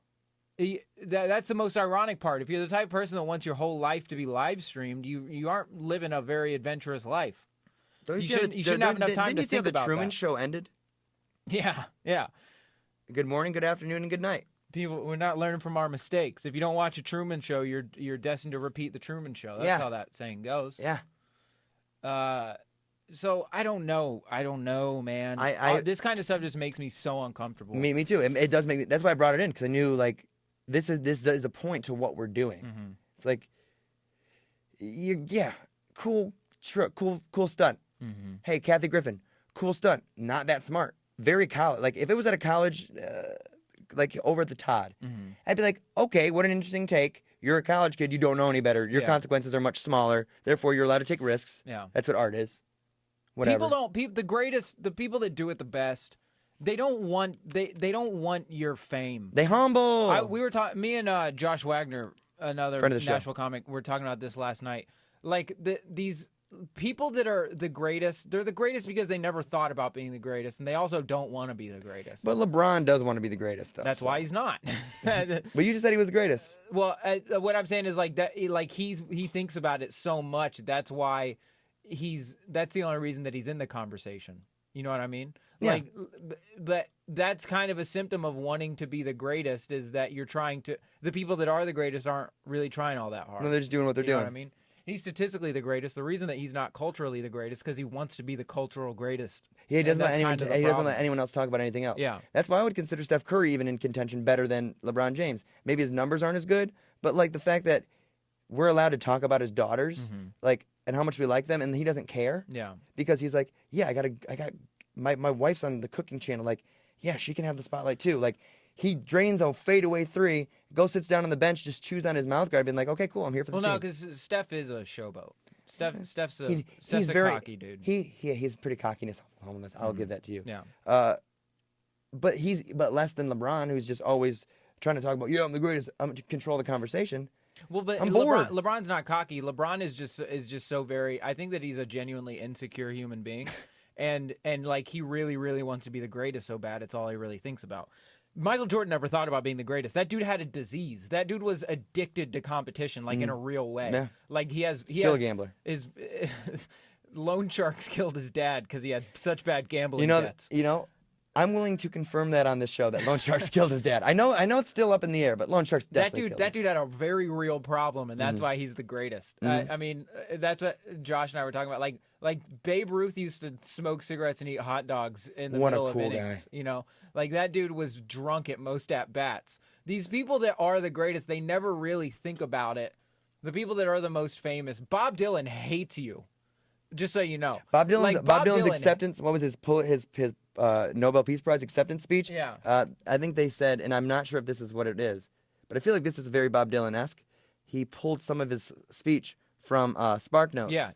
Yeah. So like he's even trolling. He doesn't want to be given these speeches. Awards are stupid. It took him so long to accept that award because he wouldn't show up to the award meetings to accept the prize because he doesn't want your prizes. He doesn't want your trophies.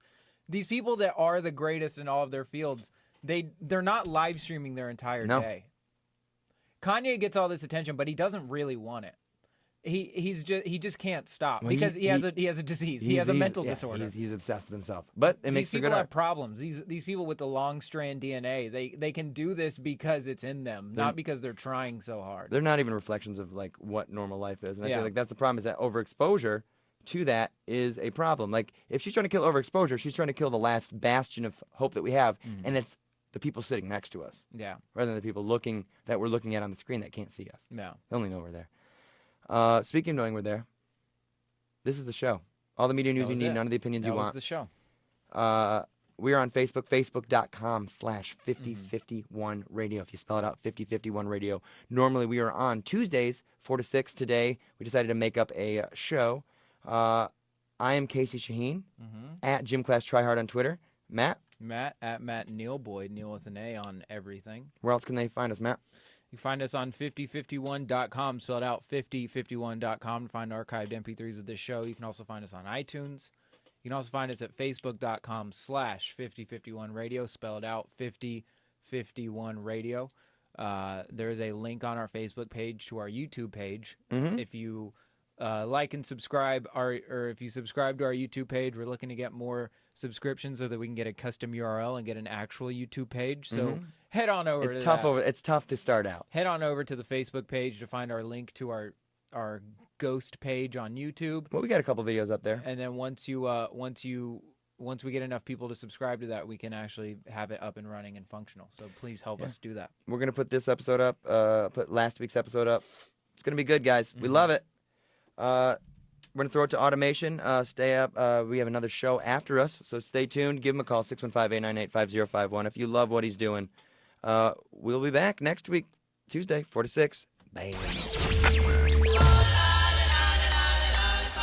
Pop Topics.